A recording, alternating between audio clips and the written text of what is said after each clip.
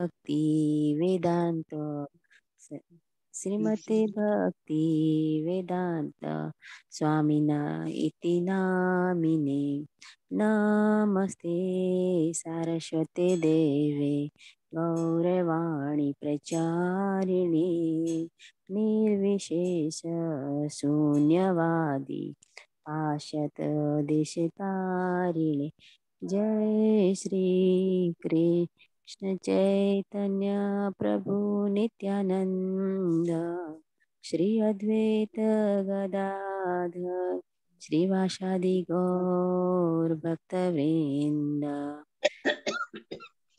हरे हरे कृष्ण हरे कृष्ण कृष्ण कृष्ण हरे हरे हरे राम राम राम हरे हरे। हरे हरे कृष्ण कृष्ण माता जी, धन्यवाद हरे माता कृष्ण। जी। हरे कृष्ण, जय श्री कृष्ण सर्वे ने। हरे कृष्ण, जय श्री कृष्ण। हरे कृष्ण। जय श्री कृष्ण। हरे कृष्ण हरे जी। હું બધાને મ્યુટ કરી દઉં છું, આપી સૌ પોતપોતાને મ્યુટ કરી દેજો પ્લીઝ.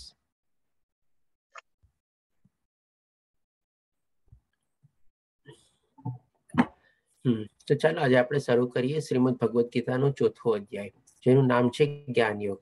અત્યાર સુધી આપણે 3 અધ્યાય કવર કર્યા. પહેલા અધ્યાયમાં આપણે જોયું કે અર્જુનના 4 પ્રશ્ન હતા કરુણાનો લઈને. પછી બીજો પ્રશ્ન હતો કે મને કોઈ આનંદ નહીં મળે. ત્રીજો હતો કે પાપની એને એવું ગિલ્ટી ફીલ થતું હતું. અને ચોથો હતો કે કૌટુંબિક પરંપરાઓ તૂટી જશે. ત્યાર પછી બીજા અધ્યાયમાં જે ગીતાનો સારાંશ અથવા આપણે ગીતા સારાંશ યોગ કરીને જાણીએ છીએ, એમાં ભગવાન શ્રી કૃષ્ણ ચારેય પ્રશ્નોના બહુ સરસ રીતે સંતોષકારક અર્જુનને જવાબ આપે છે. અને એ ઉપરાંત બહુ અગત્યનું જ્ઞાન આપે છે કે ભાઈ એમાં આપણે જાણી શકીએ છીએ કે ભાઈ આપણે શરીર નથી પણ આત્મા છે, જે પહેલા પ્રશ્નના જવાબ રૂપે આપે છે 11 થી 30મા શ્લોકની અંદરમાં. ત્યાર પછી ભગવાન શ્રી કૃષ્ણ 38 થી 53 શ્લોકમાં ભગવાન શ્રી કૃષ્ણ એને પોતાનો સ્વધર્મ કેવી રીતે નિભાવવો એના માટે જવાબ આપે છે. અને એ રીતે અર્જુનના 4 પ્રશ્નોનું નિરાકરણ લાવે છે.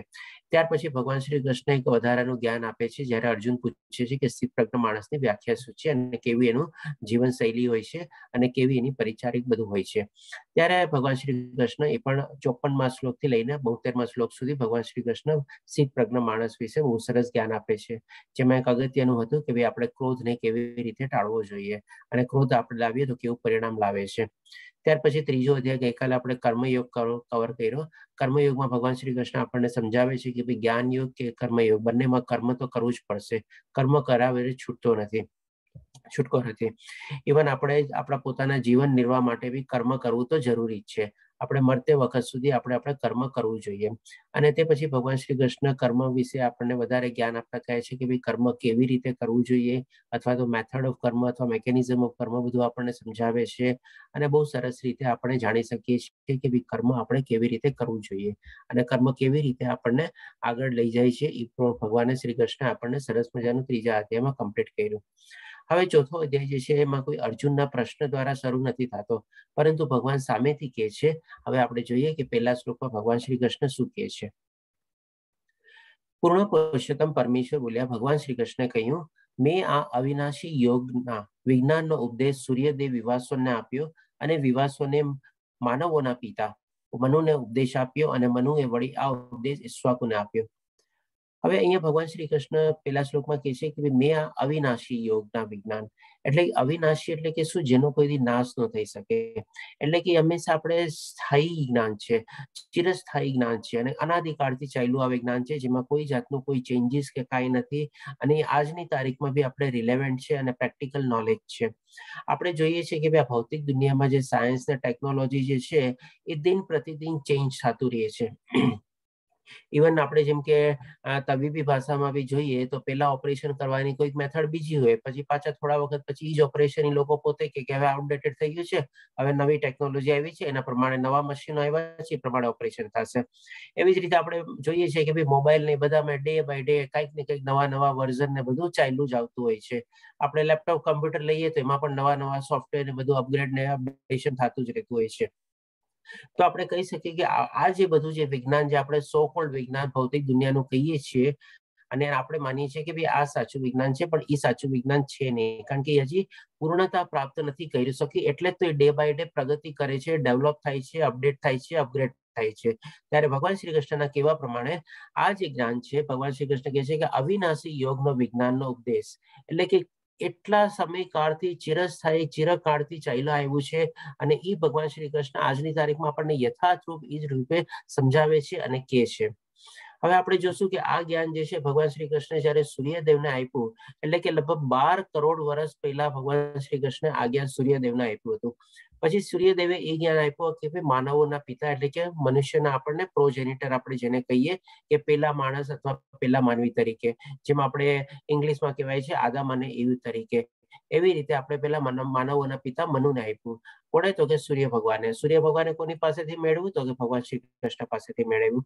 અને ત્યાર પછી મનુએ બધા ઈશ્વાકુને આપ્યું. હવે આ રીતે કેટલા સમયથી એ જ્ઞાન ચાલ્યું આવે છે. હજી ભગવાન શ્રી કૃષ્ણ આગળ બીજા શ્લોકમાં આપણને સમજાવે છે કે એ રીતે હે અર્જુન, આ પરમ વિજ્ઞાન ગુરુ શિષ્ય પરંપરા દ્વારા પ્રાપ્ત થયું અને રાજર્ષિઓએ એ જ રીતે જાણ્યું. હવે અહીંયા આપણે જોઈએ કે ભાઈ આ પરમ વિજ્ઞાન છે, એટલે કે ભગવાન શ્રી કૃષ્ણ પેલામાં કીધું કે આપણે કહીએ ને કે આપણે કન્ટિન્યુઅસ જે ચાલ્યું આવે છે અવિનાશી યોગ જ્ઞાન, એટલે કે જ્ઞાન કીધું અને અવિનાશી કીધું, અને બીજા શ્લોકમાં કીધું કે પરમ વિજ્ઞાન, એટલે કે આપણે આધ્યાત્મિક વિજ્ઞાન, એટલે વિજ્ઞાન એટલે કે વિશેષ જ્ઞાન, એ રીતે આપણે લેવાનું છે એનો મતલબ. અને આમાં જે પરમ વિજ્ઞાન એટલે કે આપણને અહીંયા ભગવાન શ્રી કૃષ્ણ આધ્યાત્મિક દુનિયાનું જ્ઞાન દેવા જઈ રહ્યા છે, અને એ આધ્યાત્મિક જ્ઞાન ઘણા વર્ષોથી એઝ ઇટ ઇઝ ચાલ્યું આવે છે, અને આજે પણ એ જ રીતે રહેવાનું છે. તો હવે પછી ભગવાન શ્રી કૃષ્ણ કહે છે કે ગુરુ શિષ્ય પરંપરા દ્વારા પ્રાપ્ત થયું અને રાજર્ષિઓએ પણ એ જ રીતે જાણ્યું. એટલે કે અહીંયા એક ટાઈપની ગુરુ શિષ્ય પરંપરાનો ઉલ્લેખ કરે છે ભગવાન શ્રી કૃષ્ણ. હવે તમને ખ્યાલ હોય તો આપણે જયારે પહેલો અધ્યાય લીધો ત્યારે આપણે બેકગ્રાઉન્ડ તરીકે જે અધ્યાય હતો એમાં લીધેલું હતું કે આપણે Bhagavad Gita as it is આપણે ઇસ્કોન શું કામ ફોલો કરીએ છીએ. એમાં આપણે એક મોબાઈલનો એક્ઝામ્પલ બી લીધો હતો કે જો આપણે ડુપ્લિકેટ ચાર્જરથી કરીએ તો ચાર્જ થતા વાર લાગે, ઘણીવાર નો ચાર્જ થાય, અથવા બેટરી ખરાબ થઈ જાય, મોબાઈલને બી ઘણીવાર ક્ષતિ થાય, એવી રીતે. તો અહીંયા ભગવાન શ્રી કૃષ્ણ એ જ કહે છે કે ગુરુ શિષ્ય પરંપરામાંથી એ જ્ઞાન રાજર્ષિઓએ જાણ્યું, પરંતુ કાળાંતરે, એટલે કે એમાં પણ કંઈક ને કંઈક એવી ડિફેક્ટ આવી, એટલે કે સમય જેમ પ્રમાણે ચાલતો ગયો એ પ્રમાણે આ પરંપરા તૂટી ગઈ.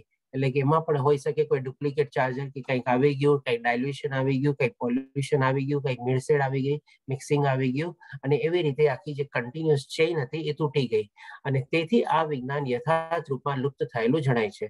એટલે ભગવાન શ્રી કૃષ્ણ પોતે કહે છે કે જે એનું યથાર્થ રૂપ, એટલે જે ઓરિજિનાલિટી જે જ્ઞાન હતી એ આસ્તે આસ્તે લુપ્ત થઈ ગયું, અથવા ખોવાઈ ગયું, અથવા નાશ પામ્યું, અથવા એને ક્ષતિ થઈ. આ રીતે ભગવાન શ્રી કૃષ્ણ કહે છે. હવે જયારે પછી ભગવાન શ્રી કૃષ્ણ આ જ્ઞાન પોતે આપી રહ્યા છે અર્જુનને, એટલે એઝ ઇટ ઇઝ પાછું આપે છે. હવે આપણે જોઈએ ભગવાન શ્રી કૃષ્ણ એ ત્રીજા શ્લોકમાં શું કહે છે. તે જ આ પ્રાચીન યોગ પરમેશ્વર સાથેના સંબંધનું વિજ્ઞાન આજે હું કહી રહ્યો છું.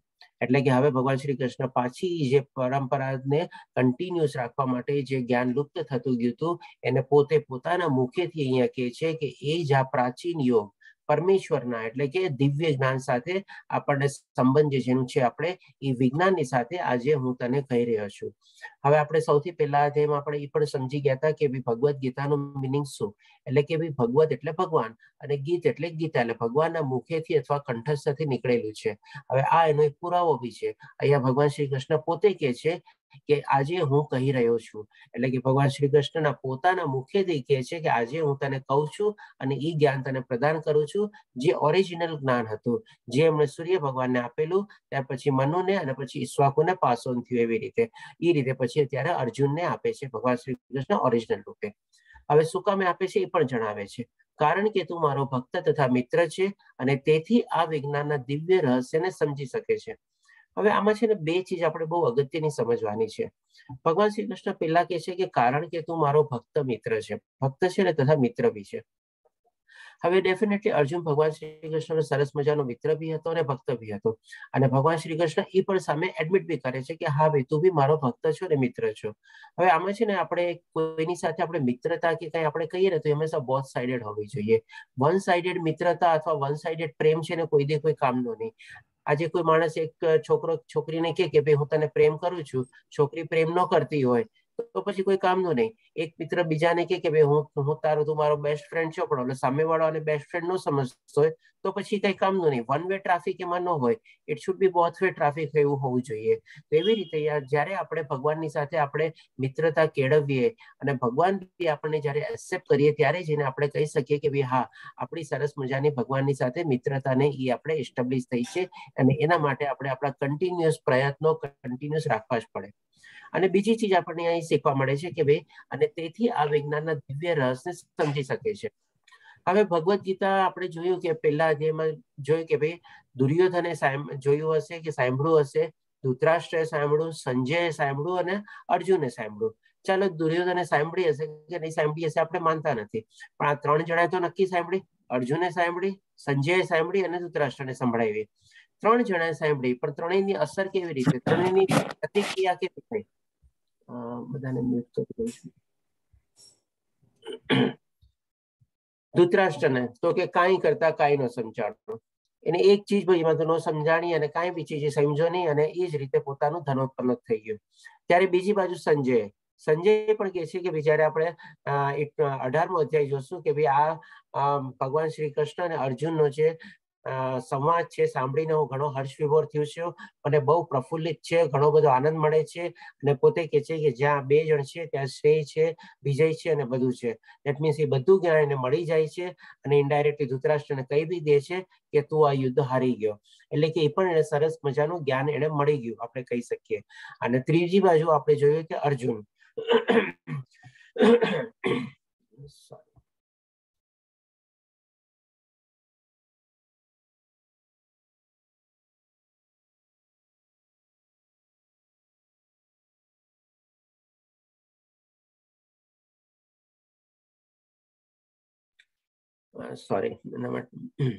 ત્રીજી આપણે જોઈએ કે અર્જુને તો સરસ રીતે આ જ્ઞાન મળ્યું અને પોતે લાસ્ટમાં કહે છે કે હવે કરીશ્ય વચનમ, તમે જેમ કહેશો એ પ્રમાણે હું કરીશ. અને 10મા અને 11મા અધ્યાયમાં ટોટલી જે ભગવાન શ્રી કૃષ્ણ કીધું એ બધું અર્જુન સ્વીકારે છે કે હા, તમે જે મને જ્ઞાન આપ્યું એ બધું માનું છું, એ સ્વીકારું છું, મારી સ્મૃતિ પાછી આવી ગઈ છે. અને એવી રીતે એ પોતે સમજે છે અને યુદ્ધ લડે છે અને એનો ઉદ્ધાર થાય છે. તો આ બે ચીજ આપણે બહુ સરસ રીતે સમજ્યા કે ભાઈ આપણે પણ ભગવાનનો મિત્ર બનવાની કોશિશ કરવાની, અને ભગવાન પણ આપણને મિત્ર બનાવે એટલી આપણે ભક્તિમાં આપણે ભગવાનની સાથે તટસ્થ રીતે દ્રઢ થઈને આપણે આગળ વધવાનું. અને પછી ડેફિનેટલી આપણે આજે ગીતાનું જ્ઞાન લઈ રહ્યા છીએ, આપણે પણ આસ્તે આસ્તે સ્લોલી જેટલું જેમ સમજાય આપણે બને ત્યાં સુધી એને સમજવાની કોશિશ કરવાની. તો હવે જોઈએ આપણને ભગવાન શ્રી કૃષ્ણ આ વિજ્ઞાન આપણને શું આપે છે. હવે ડેફિનેટલી ભગવાન શ્રી કૃષ્ણ જયારે કહે છે કે ભાઈ આ મેં સૌથી પહેલા સૂર્યને આપ્યું, એટલે કે 12 કરોડ વર્ષ પહેલા આપ્યું. એટલે કે આજે અર્જુન એક નોર્મલ ક્વેશ્ચન થાય કે ભાઈ તમે તો મારી મોરલેસ સેમ ઉંમરના જ છો, તમે મારા મિત્ર બી છો, તમે બી એમ કહો છો કે હું તારો મિત્ર, તું મારો મિત્ર છે અને ભક્ત છે, તો પછી આમ કેમ થયું કે ભાઈ તમે આ જ્ઞાન સૂર્ય ભગવાનને 12 કરોડ વર્ષ પહેલા આપ્યું? ડેફિનેટલી થાય. હવે આ પ્રશ્ન બી અર્જુન કેટલો વિનમ્ર અને શાંતિથી પૂછે, આમ આશ્ચર્યચકિત થઈને પૂછે છે. એમ નહીં કે ભાઈ આમ કોઈને આપણે કહે ને હવે જવા દે ફેંકા ફેંકી ન કર, તો ક્યાંથી આવ્યું હોય કે તે ક્યાંથી જ્ઞાન આપ્યું હોય તો મારા જેવડો છે કે એવી રીતે છે, એમ નહીં. સરસ મિતાને શાંતિથી વિનમ્ર ભાવે નમ્ર થઈને વિવેકથી પૂછે છે કે ભાઈ હાઉ ઇટ ઇઝ પોસિબલ, અને આશ્ચર્યચકિત થઈને પૂછે છે પણ તે કેવી રીતે, કારણ કે તમે તો મારા સમકાલીન છો. હવે જોઈએ આના સંદર્ભમાં ભગવાન શ્રી કૃષ્ણ શું જવાબ આપે છે. ભગવાન શ્રી કૃષ્ણ 5મા શ્લોકમાં કહે છે, શ્રી ભગવાન બોલ્યા, હે અર્જુન, મારા અને તારા ઘણા જન્મો થઈ ગયા છે, એ બધાને હું જાણું છું, પણ હે પરંતપ તું જાણતો નથી. હવે આના રિલેશનમાં આપણે બીજા અધ્યાયનો એકવાર 12મો શ્લોક યાદ કરો આપણે, કે જેમાં ભગવાન શ્રી કૃષ્ણ કહે છે કે ભાઈ એવું નથી કે તારા અને મારા જેવા લોકો પહેલા નહોતા, એવું નથી કે આ બધા રાજાઓ જે આજે છે એ ભવિષ્યમાં નહીં હશે. અને એ શ્લોકને અને આ શ્લોકને કનેક્ટ કરો ત્યારે હોઈ શકે આપણને ઓછું સમજાય શ્લોકમાં, પણ હવે આ શ્લોકને જયારે આપણે કનેક્ટ કરીએ ત્યારે ભગવાન શ્રી કૃષ્ણ કહે છે કે મારા અને તારા ઘણા જન્મો થઈ ગયા છે. કેવી રીતે? તો કે ભાઈ આત્મા તો અમર છે, આત્મા તો ખાલી શરીર બદલે છે, એટલે એવી રીતે ઘણા જન્મો થઈ ગયા છે. અને પછી કે છે કે ભાઈ હું બધાને જાણું છું, પણ તું કોઈને જાણતો નથી. એટલે કે ભગવાન શ્રી કૃષ્ણ ત્રિકાળ જ્ઞાની હતા અને એને બધું ખબર હતી કે ભાઈ કોના પર કેવી રીતે આપણે આત્માનું દેહાંતર રૂપ થાય છે. આ રીતે ભગવાન શ્રી કૃષ્ણ સમજાવે છે. હવે અહીંયા આપણે એક ચીજ સમજી લઈએ કે ભાઈ બધાને મ્યુટ કરું છું તો ભાઈ કેમ અવાજ આવે છે? પ્લીઝ આપ સૌને બધાને મ્યુટ કરી દેજો પોતપોતાને. હવે અહીંયા જેમ આપણે એક ચીજ સમજીએ કે ભાઈ જેમ બીજા અધ્યાયમાં 12મા શ્લોકમાં ભગવાન શ્રી કૃષ્ણ એમ કે છે અને પછી જયારે પાછું ચોથા અધ્યાયમાં આ 5મા શ્લોકમાં એમ કે છે, તો આવી રીતે કોકો શ્લોક છે ને બધા ક્યારેક એકબીજાને લિંકિંગ થી કનેક્ટેડ છે. આપણે તો ક્યારેક કોઈ સમજ્યો શ્લોક આપણને ઓછો સમજવામાં આવે કે ન સમજવામાં આવે તો આપણે સાઈડ રાખી શકીએ અને પાછું જોવાનું કે ભાઈ ચેઇન તરીકે બીજા અધ્યાયમાં એવો કોઈક ને કોઈક શ્લોક ડેફિનેટલી આવ્યો જ હશે. તો આ રીતે આપણે સાંકળ બનાવીને આપણે સમજવાની કોશિશ કરીએ ને તો આપણને પણ ભગવદ ગીતા સમજવાની છે ને બહુ ઈઝી થઈ જાય. ઘણી વાર આપણને લાગે છે કે બહુ અઘરું છે, સમજાતું નથી, પણ એવું નથી. અને જો આપણે કન્ટિન્યુઅસ એમાં ડૂબી સાગરમાં આપણે ડૂબીને ઊંડો રસ લેતા જઈએ તો ઘણી બધી ચીજ આપણને બહુ સરસ રીતે ક્લિયર થઈ જશે આમાં.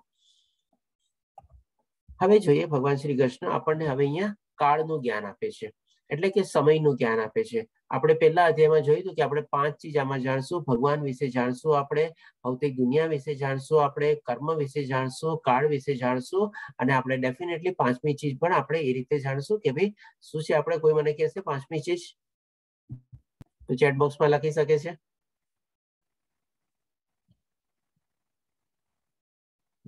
ભૂલી ગયા?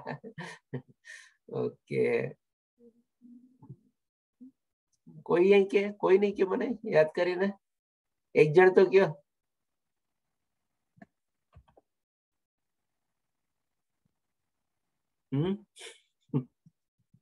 હું આગળ નહીં વધુ એમાં તો.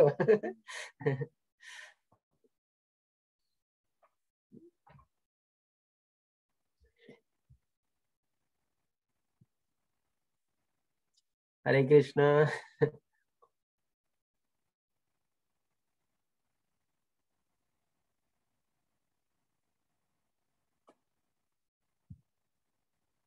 કોઈક તો લખો. શું 5 ચીજ આપણે જાણવાની હતી આમાં?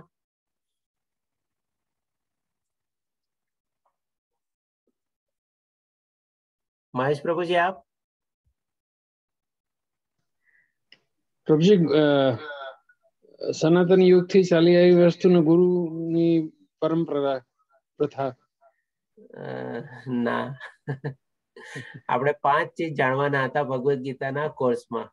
સૌથી પહેલા અધ્યાયમાં આપણે કવર કર્યું. હું પ્રશ્ન સમજ્યો નતો બરોબર તમારો. હા બોલો, શું 5 ચીજ જાણવાના હતા આપણે?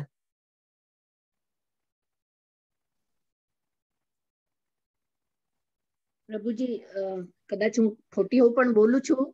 હા હા પ્લીઝ. ઈશ્વર, જીવ, કાળ, કર્મ અને પ્રકૃતિ. એકદમ બરોબર બોલ્યા. જીવ. કેમ આટલું ઇમ્પોર્ટન્ટ સરસ ચીજ ભૂલી જાવ છો કે ભાઈ આત્માનું જ્ઞાન આપણને આમાં મળવાનું હતું. એટલે કે ભગવાન, જીવ એટલે કે આત્મા, પછી આપણને કાળનું જ્ઞાન, ભૌતિક દુનિયાનું જ્ઞાન એટલે કે ભૌતિક પ્રકૃતિનું જ્ઞાન અને આપણે કર્મનું જ્ઞાન. આ 5 ચીજ જાણવાની હતી આપણે ભગવદ ગીતાના કોર્સમાંથી. ધન્યવાદ માતાજી. ચાલો હવે આપણે આગળ વધીએ. તો હવે અહીંયા આપણને કાળનું જ્ઞાન આપણને મળશે, એટલે કે સમયનું જ્ઞાન. હવે આ ચીજમાં છે ને હું વધારે ડિટેલમાં નહીં જાઉં, કારણ કે આટલું બધું ડિટેલ કેલ્ક્યુલેશન ને બધું છે ને આપણને કરીને કઈ મતલબ છે નહીં. આપણી એક લિમિટેડ લાઈફ છે અને આમાં તો ઘણા ટ્રિલિયન્સનું બધાનું કેલ્ક્યુલેશન આવશે. એટલે જેને ન્યુમરોલોજી અને સ્ટેટિસ્ટિક્સમાં ઇન્ટરેસ્ટ હોય એ ડેફિનેટલી આ બધાને ડીપ સ્ટડી કરી શકે છે. આપણે જસ્ટ એકવાર આને ઉપરથી જોઈ લઈએ. સૌ પ્રથમ આવે છે કલયુગ. આપણે નીચેથી શરૂ કરીએ. કલયુગ આવે છે 4,32,000 વર્ષનો. તો 4,32,000 નો પછી એનાથી ડબલ એટલે કે દ્વાપર યુગ 8,64,000 વર્ષનો. 4,32,000 3 ગુણીએ એટલે ત્રેતા યુગ આવી જાય. પછી 4,32,000 ને 4 ગુણીએ એટલે આપણે સતયુગ આવી જાય. હવે આ ચારેય યુગ મળીને એક કહેવાય છે ને દિવ્ય યુગ. હવે આવા 4 યુગ મળીને થાય છે દિવ્ય યુગ, અને એવા 71 દિવ્ય યુગ જયારે થાય ત્યારે એને કહેવાય છે મન્વંતરા. હવે આવા જ મન્વંતરા એટલે કે 14 મન્વંતરા એટલે કે બ્રહ્માજીનો એ દિવસ, હજી આ અડધો દિવસ, એટ મીન્સ કે એવા જ રીતે 15 સંધ્યા એટલે કે જેટલા મન્વંતરા એટલી જ સંધ્યા, એ બંને મળીને થાય છે બ્રહ્માજીનો એક કમ્પ્લીટ દિવસ આખો. અને આવા 3600 બ્રહ્માજીના કલ્પ આપણે ભેગા કરીએ, 36,000 કલ્પ જયારે ભેગા કરીએ ત્યારે એ આવે છે બ્રહ્માજીનું જીવન, એટલે કે બ્રહ્માજીનું જીવનકાળ, લાઈફ ઓફ બ્રહ્મા. એટલે કે ઓટોમેટિકલી કેલ્ક્યુલેશન જો કરવા બેસીએ આપણે તો અહીંયા કરેલું છે ઓલરેડી 311.04 ટ્રિલિયન યર્સ. હવે ટ્રિલિયન એટલે બી કેવી રીતે? પેલા આવે મિલિયન, મિલિયન આવે ઉપર બિલિયન, બિલિયન ની ઉપર આવે ટ્રિલિયન, એટલે મિલિયન એટલે કે 10 લાખ, અને પછી 1000 મિલિયન એટલે કે 1 બિલિયન, અને 1000 બિલિયન એટલે કે 1 ટ્રિલિયન. તો આવી રીતે તમે કેલ્ક્યુલેટ કરી શકો છો કે બ્રહ્માજીનું પણ જીવન કેટલું મોટું હશે. હવે આપણે શોર્ટમાં જઈએ, આ બધી સ્લાઇડનો જે સમયનું આપણને જ્ઞાન આપે છે એના ઉપર. હવે આ થયું બ્રહ્માજીનું જીવન. કે છે કે લગભગ 50 વર્ષ બ્રહ્માજીના ઓલરેડી નીકળી ગયા છે, એટલે કે 155.52 ટ્રિલિયન યર્સ કમ્પ્લીટ થઈ ગયા છે. અને આ પણ એનું કેલ્ક્યુલેશન છે જે કેવી રીતે કમ્પ્લીટ થયા છે. અને હવે બાકીનું બ્રહ્માજીનું જીવન જે હજી બાકી રહ્યું છે એ બીજા 155 ટ્રિલિયન યર્સ છે. આપણે તો કઈ આટલી સેકન્ડ બી નથી જીવવાના. જેટલી ટ્રિલિયન યર્સમાં સેકન્ડો આવે ને 00, એટલી સેકન્ડ બી આપણે નહીં જીવીએ કદાચ. હવે પછી મનુનું જીવન આવે છે. મનુનું જીવન આપણે લગભગ અહીંયા 120 10 લાખ વર્ષ, એટલે કે સમજી લો ને 12 કરોડ જે કે ને આપણે 12 કરોડ વર્ષ પહેલા ભગવાન શ્રી કૃષ્ણ જયારે સૂર્ય ભગવાનને આ સમજાવ્યું, કીધી ભગવાન શ્રી કૃષ્ણ જ્ઞાન આપ્યું, એ 12 કરોડ વર્ષ આવ્યા. એટલે આમ સાબિત થાય છે કે મનુના જન્મ પહેલા ગીતાનું કથન ભગવાન દ્વારા શિષ્ય સૂર્યદેવ વિવાસવનને કર્યું હતું, કે જે વિવાસવનને 12 કરોડ વર્ષ પહેલા શ્રીમદ ભગવદ ગીતાનું કથન થયું છે. હવે આપણે જોઈએ કે આનો આપણને થોડું ઘણું રિલેવન્ટ આપણે કહી શકીએ કે આ પૃથ્વી ઉપર ગીતા ક્યારે આવી. તો હવે એ કેલ્ક્યુલેશન પ્રમાણે લગભગ 21,60,000 વર્ષ પહેલા આપણે કહી શકીએ કે ભગવદ ગીતા આ પૃથ્વી ઉપર આવી. એટલે કે લગભગ 20 લાખથી વધારે વર્ષ આપણે કાઉન્ટ કરી શકીએ. અને હવે આ એકદમ શોર્ટમાં એક સમરી સ્લાઇડ છે આપણે કે ભાઈ આપણો અને બ્રહ્માજીના લાઈફની જો આપણે કમ્પેરિઝન કરવું હોય તો કેવી રીતે સમયના હિસાબે કરીએ. બ્રહ્માજીની 1 સેકન્ડ એટલે કે આપણા 1 લાખ વર્ષો. પછી હવે બ્રહ્માજીની 1 મિનિટ એટલે કે 1 સેકન્ડ ગુણ્યા 60 એટલે કે 1 મિનિટ, એટલે કે લગભગ 60 લાખ વર્ષો. પછી બ્રહ્માજીનો 1 કલાક એટલે આપણા કેટલા થયા? કમ દશક, 100,000, 10,000, લાખ, 10 લાખ, કરોડ, 36 કરોડ વર્ષ. હજી બ્રહ્માજીનો 1 દિવસ એટલે આ તો એના કરતા મોટું આવી ગયું. આ કેટલું હશે ખબર નહીં. કમ દશક, 100,000, 10,000, લાખ, 10 લાખ, કરોડ, 10 કરોડ, અબજ એટલે કે 8 અબજ 64 કરોડ વર્ષ. બાપરે. તો આ થયો આપણે બ્રહ્માજીનો 1 દિવસ. હવે આવા ઇન્ટુ 365 કરો અને ઇન્ટુ પછી 100 કરો એટલે થયું એ બ્રહ્માજીની લાઈફ. એટલે એટલી દ્વારા સૃષ્ટિ છે, પછી આનો બી પ્રલય થવાનો છે અને પાછી નવી સૃષ્ટિનું સર્જન થવાનું છે. તો આ જસ્ટ જેને આટલો ઇન્ટરેસ્ટ હોય બધામાં જઈ શકે છે કેલ્ક્યુલેશનમાં, અધરવાઇઝ જસ્ટ આપણે પાસ ઓન કરવાનું છે. હવે જોઈએ આપણે કે ભાઈ આ જે ગુરુ શિષ્ય પરંપરાને આપણે લઈ લઈએ. તમને ખ્યાલ હોય તો પેલા અધ્યાયમાં આપણે જયારે કવર કર્યું મેં તમને કીધું હતું કે ચોથા અધ્યાયમાં શ્રીલા પ્રભુપાદાનો 32મો જે નંબર આવે છે એ આખી ગુરુ શિષ્ય પરંપરા બી આપણે એને સ્ટડી કરશું. તો હવે જેમ કે બ્રહ્મા ભગવાન શ્રી કૃષ્ણે આ સૂર્ય ભગવાનને આપ્યું, સૂર્ય ભગવાનને મનુને આપ્યું, મનુએ વિશ્વાકુને આપ્યું, પછી બ્રહ્માજીને મળ્યું જ્ઞાન, બ્રહ્માજી એમના પુત્ર નારદજીને જ્ઞાન આપ્યું, અને એમાંથી પછી આપણે છે ને 4 પરંપરાઓ શરૂ થઈ. એક બ્રહ્માજીની પરંપરા શરૂ થઈ, જેમાં આપણે માધવાચાર્ય કરીને એક મોટા સંત આવે છે, ઋષિમુનિ આવે છે, અને એક બીજી લક્ષ્મીજીની પરંપરા શરૂ થઈ જેમાં રામાનુજાચાર્ય આવે છે, અને પછી એક શિવપંથી એટલે કે શિવજીની પરંપરા શરૂ થઈ જેમાં આપણે વૈષ્ણવ સ્વામી કરીને મોટા ઋષિમુનિ આવે છે. અને આ જે 4 કુમાર જે છે ને એ 4 કુમાર એટલે કે બ્રહ્માજીના પુત્ર હતા, પણ એ લોકોએ શું છે સૃષ્ટિ આગળ વધારવાની ના પાડી દીધી કે ના ભાઈ અમારે સૃષ્ટિ આગળ વધારવામાં ઇન્ટરેસ્ટ નથી, અને એ લોકો બ્રહ્મચર્ય જ રહ્યા. અને એટલે કે એના પ્રમાણે 4 કુમારોનો પણ એક આગળ ચાલ્યું કે જેમાં જે ઈ લોકો એના પંથી હતા, જે લોકો એને માનતા હતા, એમાં નિંબરાકારાચાર્યજી કરીને એક મોટા સંત અને ઋષિ મુનિ થઈ ગયા. હવે આપણે જોઈએ કે ભગવાન શ્રી કૃષ્ણ દ્વારા જે જ્ઞાન પછી બ્રહ્માજીને, નારદજીને એમના પુત્ર બધાને આપ્યું, અને શ્રીલા પ્રભુપાદજીનો ફોટો છે એની પણ સિક્વન્સ શું છે આપણે સમજી લઈએ. હવે આ જે મને પેલા જો તમને બધાને કહી દઉં છું કે આના રિલેટેડ મને કોઈ પ્રશ્ન આપણે છેલ્લે નહીં પૂછતા કે આમ કેવી રીતે, એમ કેવી રીતે, કારણ કે જસ્ટ એક આપણે શાસ્ત્રમાં લખેલું છે એ પ્રમાણે આપણે છે. હવે આપણે જોઈએ કે આ જે 32 જે કૃષ્ણ ભગવાન, પછી બ્રહ્માજી, નારદજી, વ્યાસમુનિ, માધવાચાર્ય, આ બધા જે ઋષિ મુનિ જે છે, અહીંયા જો તમે 32મું નામ છે એ શ્રી ભક્તિ વેદાંત સ્વામી પ્રભુપાદ, એટલે કે આપણે ઇસ્કોનના સ્થાપક જે શ્રીલા પ્રભુપાદજી છે, જેમણે પોતાનું આખું જીવન આપણે કૃષ્ણ કોન્શિયસનેસ મુવમેન્ટ ફેલાવવામાં સારું એવું આપી દીધું. એ એમનો આપણે Bhagavad Gita as it is આપણે એને ફોલો કરીએ છીએ. તો આ આપણે થઈ ગુરુ શિષ્ય પરંપરા. હવે ડેફિનેટલી આપણે જેમ ભગવાન શ્રી કૃષ્ણે કીધું ને કે આ જ્ઞાન છે ને હંમેશા ગુરુ શિષ્ય પરંપરામાં જ આવવું જોઈએ, નહીં તો પછી એમાં ડાયલ્યુશન થવાનું, મિક્સિંગ થવાનું, અથવા તો કઈ બી એવા અર્થઘટન અલગ અલગ ડિફરન્ટ ટાઈપના ઇન્ટરપ્રિટેશન ને બધા થઈ શકે છે. એટલા જ માટે આપણે આજની તારીખમાં ઘણી બધી એવી ભગવદ્ ગીતા માર્કેટમાં અવેલેબલ છે, પણ આપણે બને ત્યાં સુધી એને એવોઇડ કરવી જોઈએ, અથવા તો જોવું જોઈએ કે કઈ ગુરુ શિષ્ય પરંપરામાં એ ગીતા ચાલી આવે છે, કોણે લખેલી છે, એના ગુરુ કોણ છે, ગુરુના ગુરુ કોણ છે, અથવા તો એ જે ગુરુના ગુરુ આપણને મળે અને એકદમ બેક રેફરન્સ મળે કે ભાઈ આ ગુરુ શિષ્ય પરંપરામાં એ ચાલેલી છે, તો આપણે જઈને એને ફોલો કરવી જોઈએ. અધરવાઇઝ નોર્મલી આપણે બીજી બધી ગીતાને થોડીક એવોઇડ કરવી જોઈએ, કારણ કે બધામાં શું છે, બધાના પોતપોતાના ઇન્ટરપ્રિટેશન ને બધું છે. કારણ કે ભગવાન શ્રી કૃષ્ણના કહેવા પ્રમાણે એ જ્ઞાન આસ્તે આસ્તે લુપ્ત થઈ ગયું હતું. લુપ્ત મીન્સ એમાં મિક્સિંગ થયું હોય, બધું ઘણું બધું થયું હોય. તો આપણે ડેફિનેટલી એ જ યથારૂપમાં આપણે જ્ઞાન જો મેળવવું હોય તો આવી જ રીતે આપણે સાચી ભગવદ્ ગીતાને આપણે ફોલો કરવું જોઈએ, જેમાંની એક ભગવદ્ ગીતા છે આપણા ઇસ્કોનની Bhagavad Gita as it is. અને અત્યારે આ મહિનામાં એ લોકોએ બહુ સરસ મજાની ઘણી બધી સ્કીમોને લાવેલી છે, અને એક લોકોને ટાર્ગેટ છે કે આ મહિનામાં લગભગ 10 લાખ ગીતા સેલ કરવાની. તો જેને જેને ગીતા લેવી હોય, કોઈને ગિફ્ટ તરીકે, પુસ્તક તરીકે બી આપવી હોય તો બી એ આપી શકે છે અને ગીતા પરચેસ કરી શકે. 5 ના, 10 ના, 50 ના એમ અલગ અલગ પેકેટ મળે છે, એ પ્રમાણે થોડો ઘણો પ્રાઇસમાં બી ડિફરન્સ છે. હવે આપણે જોઈએ 6થા શ્લોકમાં ભગવાન શ્રી કૃષ્ણ કહે છે, સૌથી પહેલા કહે છે, જો કે હું અજન્મા છું અને મારો દિવ્ય દેહ કદી નાશ પામતો નથી. એટલે કે હવે છે ને ભગવાન શ્રી કૃષ્ણ કોઈ દી આપણે એમ નથી કહેવાનું કે જૈનમાં હતા, એ આપણે અવતરિત થયા હતા અથવા તો પ્રગટ થયા હતા. કારણ કે ભગવાન શ્રી કૃષ્ણ પોતે જ કહે છે કે હું અજન્મા છું અને મારો દિવ્ય દેહ કદી નાશ પામતો નથી. એટલે કે એમનો જે દેહ જે છે એ અલૌકિક દેહ છે અને આધ્યાત્મિક દેહ છે, કે જે ઓરિજિનલ સ્ટેટમાં એઝ ઇટ ઇઝ રૂપમાં એ પ્રગટ થાય છે અથવા અવતરિત થાય છે. પછી એને એ રૂપાંતર કરે છે અલગ અલગ રૂપમાં, કેવી રીતે પોતાનો જે ઐશ્વર્ય દેખાડવો હોય એ પ્રમાણે. તથા હું સર્વ જીવોનો સ્વામી છું, છતાં હું દરેક યુગમાં મારા દિવ્ય મૂળ સ્વરૂપમાં પ્રગટ થાઉં છું. હવે આ કેવી રીતે પ્રગટ થાય છે ભગવાન શ્રી કૃષ્ણ, એ આપણે સમજી લઈએ. ભાગવતમાં આની બહુ સરસ મજાની સ્ટોરી છે, ભગવાન શ્રી કૃષ્ણ કેવી રીતે અવતરિત થાય છે અને પ્રગટ થાય છે કારાવાસમાં.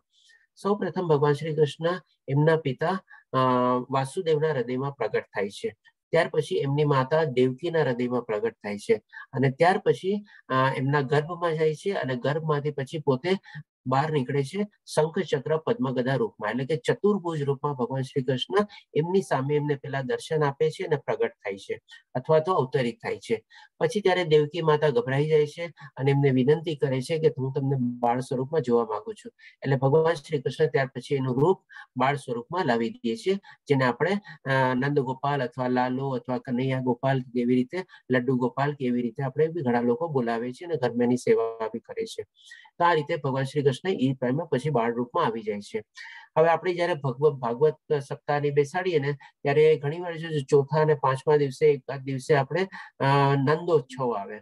એટલે કે ભગવાન શ્રી કૃષ્ણ આપણે અવતરિત થાય અથવા ભગવાન શ્રી કૃષ્ણ પ્રગટ થાય, અને બહુ સરસ રીતે એ દિવસે કથા થાય અને બધા પછી લાસ્ટમાં બહુ બધા સરસ રીતે સેલિબ્રેશન ને બધું કરે. તો આપણે માટે પણ આપણે સમજી શકીએ કે એવી જ ટાઈપનું અત્યારે આપણી સામે આ અવસર આવેલો છે. આપણી સામે અત્યારે ભગવાન શ્રી કૃષ્ણ પ્રગટ થયા છે, ભગવાન શ્રી કૃષ્ણ અવતરિત થયા છે.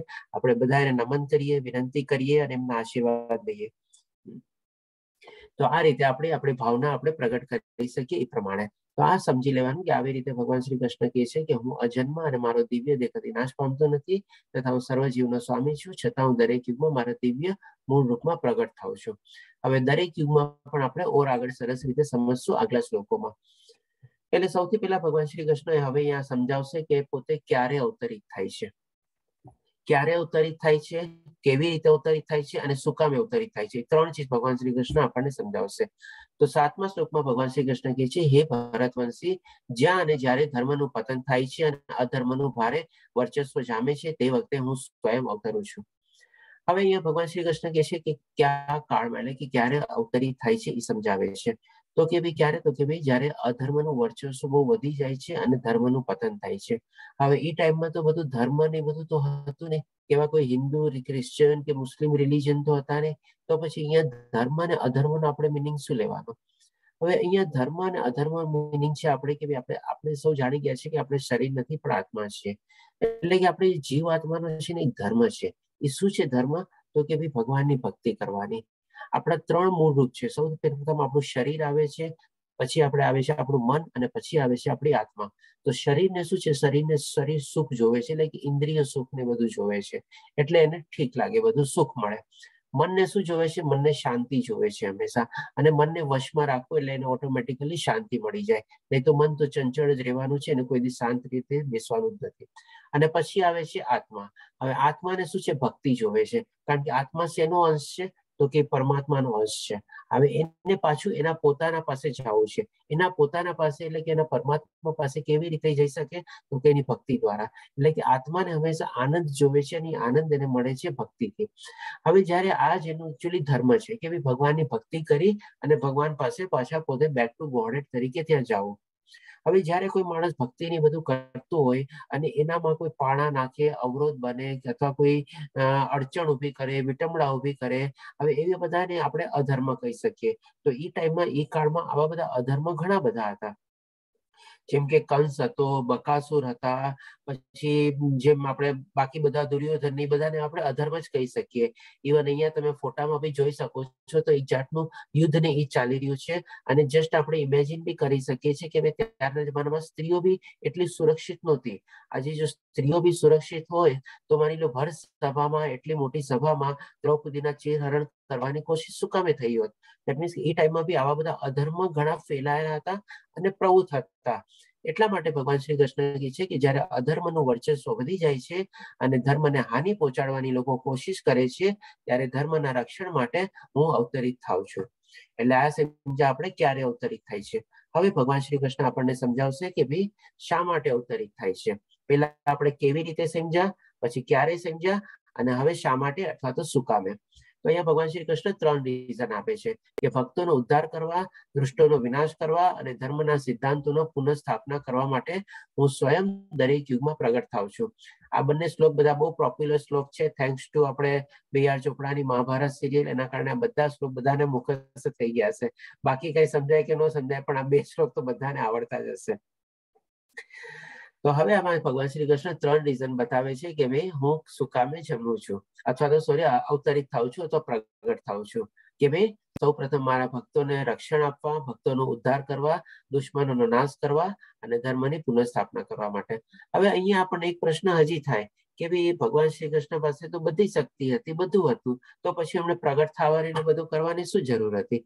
એ તો બેઠા બેઠા દુશ્મનોને બધાનો નાશ કરી શકતા હતા, તો પછી કેમ? તો અહીંયા છે ને આપણને એક દ્રષ્ટાંત આપવું છે. આપણે જસ્ટ દાખલો લઈ લઈએ કે માની લો આપણે કોઈ બર્થડે પાર્ટી કે કંઈક રાખી હોય, અથવા તો માની લો આપણે કોઈક એવો લગ્ન પ્રસંગ કે જે છે અને આપણા બધા આપણે સો કોલ્ડ VIP માણસોને આપણે ઇન્વાઇટ કર્યા હોય. સો કોલ્ડ નો મતલબ હું અહીંયા એવી રીતે રહું છું કે એમની કે બહુ પૈસાદાર માણસો અથવા બહુ પ્રતિષ્ઠિત માણસોને, પણ આપણા માટે એ બહુ VIP એટલા માટે છે કારણ કે આપણા જીવનમાં એનું બહુ મહત્વનું એવું કઈ યોગદાન હોય. એટલે એવા કોઈ મોટા મહાનુભાવને આપણે ઇન્વાઇટ કર્યા હોય અને જે આવવા માટે રેડી બી થયા હોય, બધું થયા હોય. પણ કઈક સંજોગ કરાસર માની લો એ લગ્ન પ્રસંગમાં આપણા ઘણી બધી વિનંતી આપ્યા પછી પણ પોતે એડમિટ થયા પછી બી એ લાસ્ટમાં કોઈક એવી ઇમરજન્સી કે કંઈક આવ્યું અને એ કોઈ કારણસર આવી ન શક્યા, અને એ આપણને પછી બીજે દિવસે કહે છે કે ભાઈ સોરી, હું આવી ન શક્યો, હું આ ભેટ મોકલું છું, તમે સ્વીકારી લેજો. અને સાથે પછી આપણને ફોન બી કરે કે ભાઈ આવી રીતે આમ ન હતું. હવે જેવો આપણને ફોન કરીને ત્યારે આપણે કહીએ કે ભાઈ ઠીક છે, તમે ભેટ નહીં મોકલાવો બરાબર છે, પણ જ્યાં સુધી તમે નહીં આવો ત્યાં સુધી હું તમારી ભેટ સ્વીકારીશ નહીં, ત્યાં સુધી હું એને ગણકારીશ નહીં. તમારે પોતે તો આવવું જ પડશે, ત્યારે જેને થશે. તમારે આવીને મને આશીર્વાદ તો આપવા જ પડશે, તમારે આવીને આ બધું જોવું જ પડશે, ત્યારે થશે. તો આપણા લાઈફમાં એટલું ઇમ્પોર્ટન્સ છે એના માટે. એટલા માટે અહીંયા છે ને ભગવાન શ્રી કૃષ્ણ કહે છે, તો એવી જ રીતે મારા ભક્તોને હું ઉદ્ધાર કરવા માટે, એટલે કે ભગવાન શ્રી કૃષ્ણ એના ભક્તો સાથે રહેવા આવે છે, એનો ઉદ્ધાર કરવા આવે છે. બાકી એનામાં તો બધી શક્તિ છે, સર્વશક્તિમાન છે જ. એ તો બેઠા બેઠા બી દુશ્મનોને બધાનો નાશ કરી શકે છે. ધર્મની દુશ્મનો નાશ થઈ જાય એટલે ધર્મની ઓટોમેટિક પુનઃસ્થાપના બી થઈ જાય. તો પછી શું કામે અવતરિત તથા પ્રગટ થાય છે? તો કે એના ભક્તોના બોલાવો હોય છે, એના ભક્તોના બોલાવોની માન આપીને એમની સાથે રહેવા માટે, એમનો ઉદ્ધાર કરવા માટે, એમને રક્ષણ કરવા માટે ભગવાન શ્રી કૃષ્ણ અવતરિત થાય છે. તો આ રીતે આપણે આને સમજી શકીએ. હવે આજે આપણે 9મા શ્લોકમાં જોઈએ ભગવાન શ્રી કૃષ્ણ શું કહે છે આપણને. હે અર્જુન, જે મનુષ્ય મારા પ્રાગટ્ય તથા કર્મોની દિવ્ય પ્રકૃતિને જાણે છે. હવે આપણે પ્રાગટ્યને સરસ રીતે જાણી ગયા, 3 રીતે જાણી ગયા, ભાઈ ક્યારે, કેવી રીતે અને શું કામે, અને કર્મોની દિવ્ય પ્રકૃતિને જાણે છે. ભગવાન શ્રી કૃષ્ણને બી કર્મ કરવાની દિવ્ય પ્રકૃતિ હતી અથવા દિવ્ય સ્ટાઇલ હતી બધી, કે જે પ્રમાણે બધા એક જસ્ટ ઓર્ડિનરી માણસની જેમ જ એને બધા કર્મ કર્યા હતા. એવું નથી કે પોતે ભગવાન હતા, આ દુનિયામાં આવી અને પછી પોતે કર્મ છોડી દીધા કે ભાઈ કે છે કે ભાઈ મારે તો કરવા જેવું કઈ છે નહીં, હું શું કામે કરું. જ્યારે ભગવાન શ્રી કૃષ્ણ એક અધ્યાયમાં કહે છે અર્જુનને કે ભાઈ આ દુનિયામાં એવું કઈ નથી કે જે મને ન જોતું હોય અને મને જોતું હોય હું પ્રાપ્ત ન કરું, અથવા તો મારા માટે એવું કોઈ અશક્ય છે નહીં, તેમ છતાં પણ હું કર્મ કરું છું. તો હવે એમની કર્મ કરવાની પણ કેવી પ્રકૃતિ છે એ પણ આપણે જાણશું. તે આ શરીરને તજ્યા પછી આ ભૌતિક જગતમાં ફરીથી જન્મ લેતો નથી, પરંતુ મારા સનાતન ધામને પામે છે. એટલે જે માણસ આ બે ચીજ જાણી લે ભગવાન શ્રી કૃષ્ણના બારામાં, કે ભાઈ એમનો અવતરિત ક્યારે થાય છે, કેવી રીતે પોતે પ્રગટ થાય છે અને કેવી રીતે એમની કર્મ કરવાની પ્રણાલી છે, એ બધું જાણી લીધા પછી એનો પણ ઉદ્ધાર થઈ જાય છે અને જન્મ મૃત્યુ જરા વ્યાધિમાંથી એને મુક્તિ મળી જાય છે, મોક્ષ મળી જાય છે. એ રીતે ભગવાન શ્રી કૃષ્ણ કહે છે. હવે 10મા શ્લોકમાં ભગવાન શ્રી કૃષ્ણે કહી તો દીધું, હવે કીધા પછી એને ઓર એવિડન્સ સાથે અર્જુનને સમજાવે છે કે રાગ, ભય અને ક્રોધથી મુક્ત થયેલા. એટલે કે સૌ પ્રથમ પેલા 3 કન્ડિશન મૂકી દીધી ભગવાન શ્રી કૃષ્ણ, કે રાગ, ભય અને ક્રોધ. રાગ કોઈ જાતનો રાગ દ્વેષ નહીં. ભય કોનો? ભાઈ કોનો ભય? કોઈનો ડર ન હોવો જોઈએ ભક્તને તો. અને ક્રોધ બી નથી કરવાનો. અને નિરંતર મારામાં જ પરોવાયેલા, મારું શરણ લીધેલા ઘણાય મનુષ્ય, એટલે કે નિરંતર મારામાં પરોવાયેલા, એટલે કે ભગવાનનું નામ લેવાનું, ભગવાનને શરણ અને મારું શરણ લીધેલા. એટલે કે આપણે ઇનડાયરેક્ટલી જોઈએ તો ભગવાન શ્રી કૃષ્ણે 5 કન્ડિશન આપણને સમજાવી દીધી કે જો આવી રીતે હોય તો જ ઘણાય મનુષ્યો ભૂતકાળમાં મારા જ્ઞાન રૂપી તપથી પવિત્ર થયા છે અને મારો દિવ્ય પ્રેમ પામ્યા છે. હવે આપણે જોશું કે કોણ કોણ પામ્યા છે એ પણ આપણે અહીંયા સમજી લેશું. તો 5 કન્ડિશન આપણે સમજી ગયા. રાગ, ભય અને ક્રોધ ન હોવા જોઈએ, સાથે સાથે શરણાગતિ લેવાની અને નિરંતર ભગવાનનું નામ ભજવાનું, એટલે કે ભક્તિ કરવાની. હવે કોણે કોણે આ સ્થિતિ પામી છે, કોણે કોણે આ ગતિ પામી છે, એના પણ આપણે ફોટા જોઈએ અહીંયા. ઇવન એમાં ભગવાન શંકર બી આવી જાય છે. આ નારદજીનો ફોટો છે અહીંયા, પછી આ પ્રહલાદ મહારાજનો ફોટો છે, આપણે જે 4 કુમારો જોયા ઈ છે, પછી આપણે અહીંયા અંબરીશ મહારાજ બી છે, આ ભીષ્મ પિતામહજી છે, અને આ આપણે પરીક્ષિત મહારાજ છે, અને આ આપણે કપિલ મુનિ છે, કપિલ મુનિની આ માતા દેવહૂતિ છે. આ બધા લોકોએ આવી રીતે શરણાગતિ લઈ નિરંતર ભગવાનનું નામ ભજી અને સંપૂર્ણ રીતે રાગ, દ્વેષ, ક્રોધમાંથી મુક્ત થઈને પોતાનો દિવ્ય પ્રેમ, એટલે કે ભગવાન શ્રી કૃષ્ણનો દિવ્ય પ્રેમ પામ્યા છે. એટલે કે સાથે એવિડન્સ બી આપી દે છે ભગવાન શ્રી કૃષ્ણ. એમ નથી કે ખાલી કહે છે, કહેવાની સાથે સાથે પુરાવા બી આપેલા છે. હવે ભગવાન શ્રી કૃષ્ણ કહે છે કે ભાઈ જેઓ જેવી રીતે મારો આશરો લે છે તેમને તે રીતે જ હું ફળ આપું છું. એ પાર્થ, બધા જ મનુષ્યો સર્વ પ્રકારે મારા માર્ગને અનુસરે છે. હવે આની ચીજને આપણે બહુ સિમ્પલ ચીજ છે, આપણે દ્રષ્ટાંત ખાલી સમજી લઈએ. માની લો આપણે ફ્લાઇટની ટિકિટ લઈએ, તો ફ્લાઇટની જયારે ટિકિટ લઈએ આપણે, તેમાં ઘણા બધા ક્લાસ હોય છે. ઇકોનોમિક ક્લાસ હોય, બિઝનેસ ક્લાસ હોય, એક્ઝિક્યુટિવ ક્લાસ હોય, કેબિન ક્લાસ હોય, અલગ અલગ ટાઈપના. હવે જેવા જેવા ક્લાસની આપણે ટિકિટ લીધી એવી ટાઈપની આપણને ત્યાં ટ્રીટમેન્ટ મળે. ઓર્ડિનરી ક્લાસમાં આપણને જે ઓર્ડિનરી ફૂડ ને બધું જે સર્વ કરવાનું, એર હોસ્ટેસ આવીને આપણને સર્વ કરી દે. અને એક્ઝિક્યુટિવ ક્લાસ અને બિઝનેસ ક્લાસની જો ટિકિટ લીધી હોય ત્યાં સીટ પણ સરસ મજાની હોય, પોળી સીટ હોય, ખાવા પીવાની સગવડ ઓર વધારે સારી મળે, બાકી બધી ટ્રીટમેન્ટ મળે. આપણે બ્લેઝર કે કોટ કઈ પહેરેલો હોય તો એ પણ કાઢવાની રાખવાની વ્યવસ્થા બધી અલગ હોય. આવી રીતે હોય. તો એવી જ રીતે પણ ભગવાન શ્રી કૃષ્ણ કહે છે કે ભાઈ જેવો જેવો જેવી રીતે મારો આશરો લે છે, એટલે કે જેવી જેવી એની ભક્તિ, જેવી જેવી એની શ્રદ્ધા, જેવો જેવો એનો પ્રેમ, જેવો જેવો એનો ભાવ, એવી રીતે હું પણ બધાને એ જ રીતે રેસિપ્રોકેટ કરું છું. હવે આમાં પણ છે ને અલગ અલગ બધા રસ હોય છે. કોઈક માધુર્ય રસથી ભગવાન શ્રી કૃષ્ણને પૂજે, જેમ રાધા રાની અને મીરાબાઈએ પૂજ્યા હતા. મીરાબાઈ ભક્તિ માર્ગમાં આવે. પછી કોઈ આપણને વાત્સલ્ય રૂપે, એટલે કે ભાઈ નંદ બાબા અને દેવકી માતાએ અને આપણે વસુદેવજીએ પૂજ્યા કે ભાઈ મારા બાળકના રૂપ આવે, એને આપણે કહી શકીએ વાત્સલ્ય રૂપ. પછી આવે છે ક્યારેક સાંખ્ય રસ, એટલે કે ભાઈ સખાના, એટલે કે મિત્રના રૂપમાં જો આપણે પૂજીએ ભગવાન શ્રી કૃષ્ણ, તો એ રીતે આપણને ભક્તિ મળે.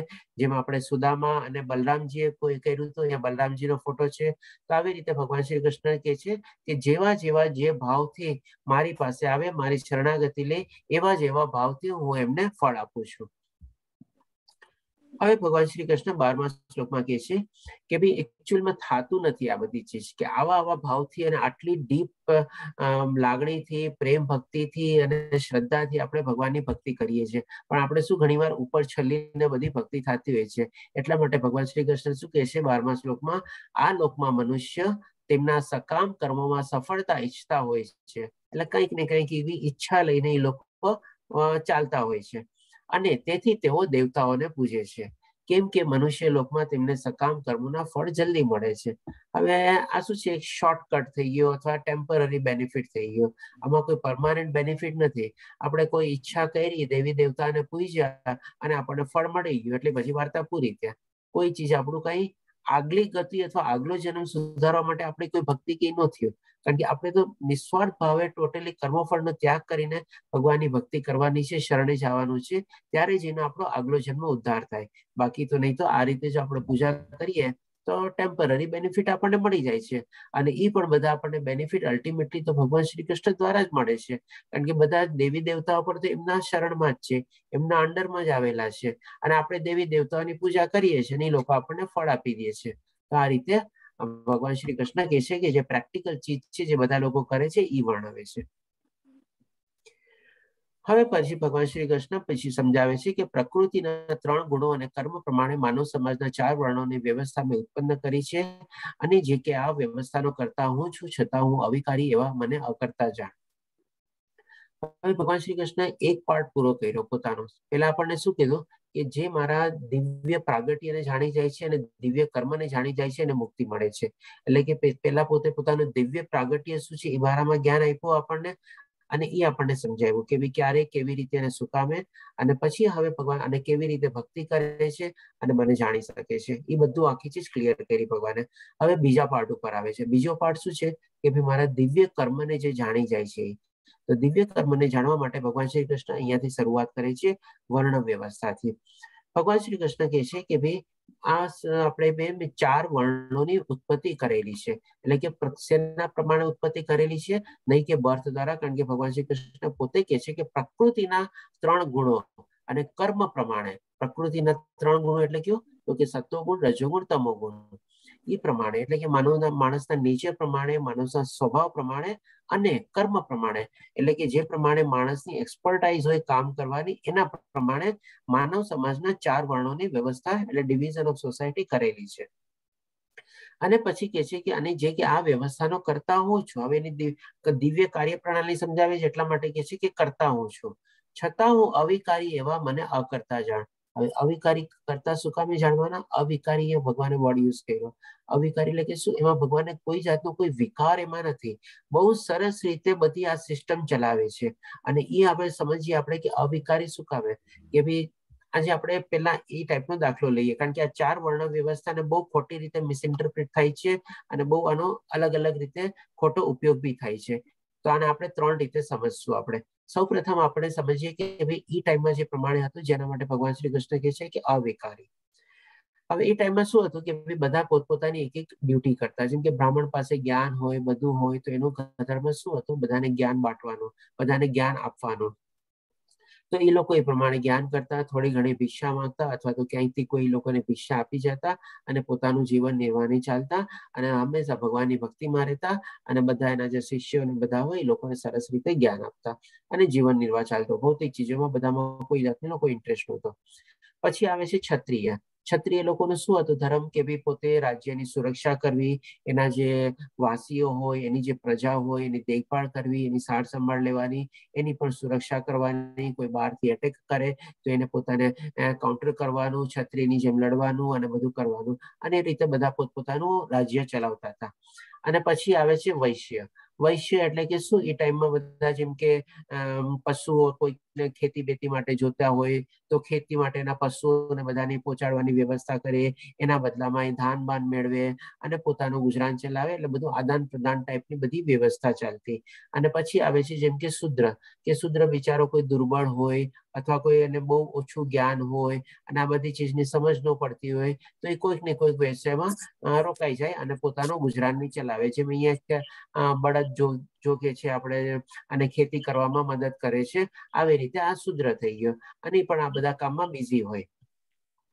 તો હવે આ ચારેય જે આખી વર્ણ વ્યવસ્થા છે ને, જે ડિવિઝન ઓફ સોસાયટી પ્રમાણે કરેલા હતા, બધા પોતપોતાના કામમાં છે ને ખુશ હતા અને બધા પોતપોતાના કામમાં સુખી હતા અને સરસ મજાનો સમાજ બી છે ને બહુ સરસ શાંતિ પ્રિય રીતે ચાલતો. એટલા જ માટે આપણે કહેતા કે સતયુગ ને બધું હતું, એટલે કે કોઈ માણસને કોઈ જાતનું કોઈ ટેન્શન નહીં, ચિંતા નહીં, સ્ટ્રેસ નહીં, ડિપ્રેશન નહીં. બધા પોતપોતાનું કામ કરતા અને એકબીજાને ઇન્ટરડિપેન્ડન્ટ અને થતા અને કોઓપરેટ કરતા. કારણ કે આ તમે જોજો, ચારેય વગર એક આખી સોસાયટી નો ચાલી શકે. માની લો શુદ્ર ન હોય તો ભાઈ ખેતી ને બધું કોણ કરે? ત્યાં બળદ ને બધાને કોણ જોગે?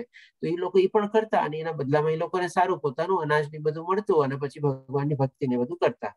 તો બધા ક્ષત્રિય પણ શું, બધા પાસેથી થોડું ઘણું દ્રવ્ય ભેગું કરે ને બધું પોતાની પ્રજાને બાટી દે અને એ લોકોની સાર સંભાળને લેતા ને બધું કરતા.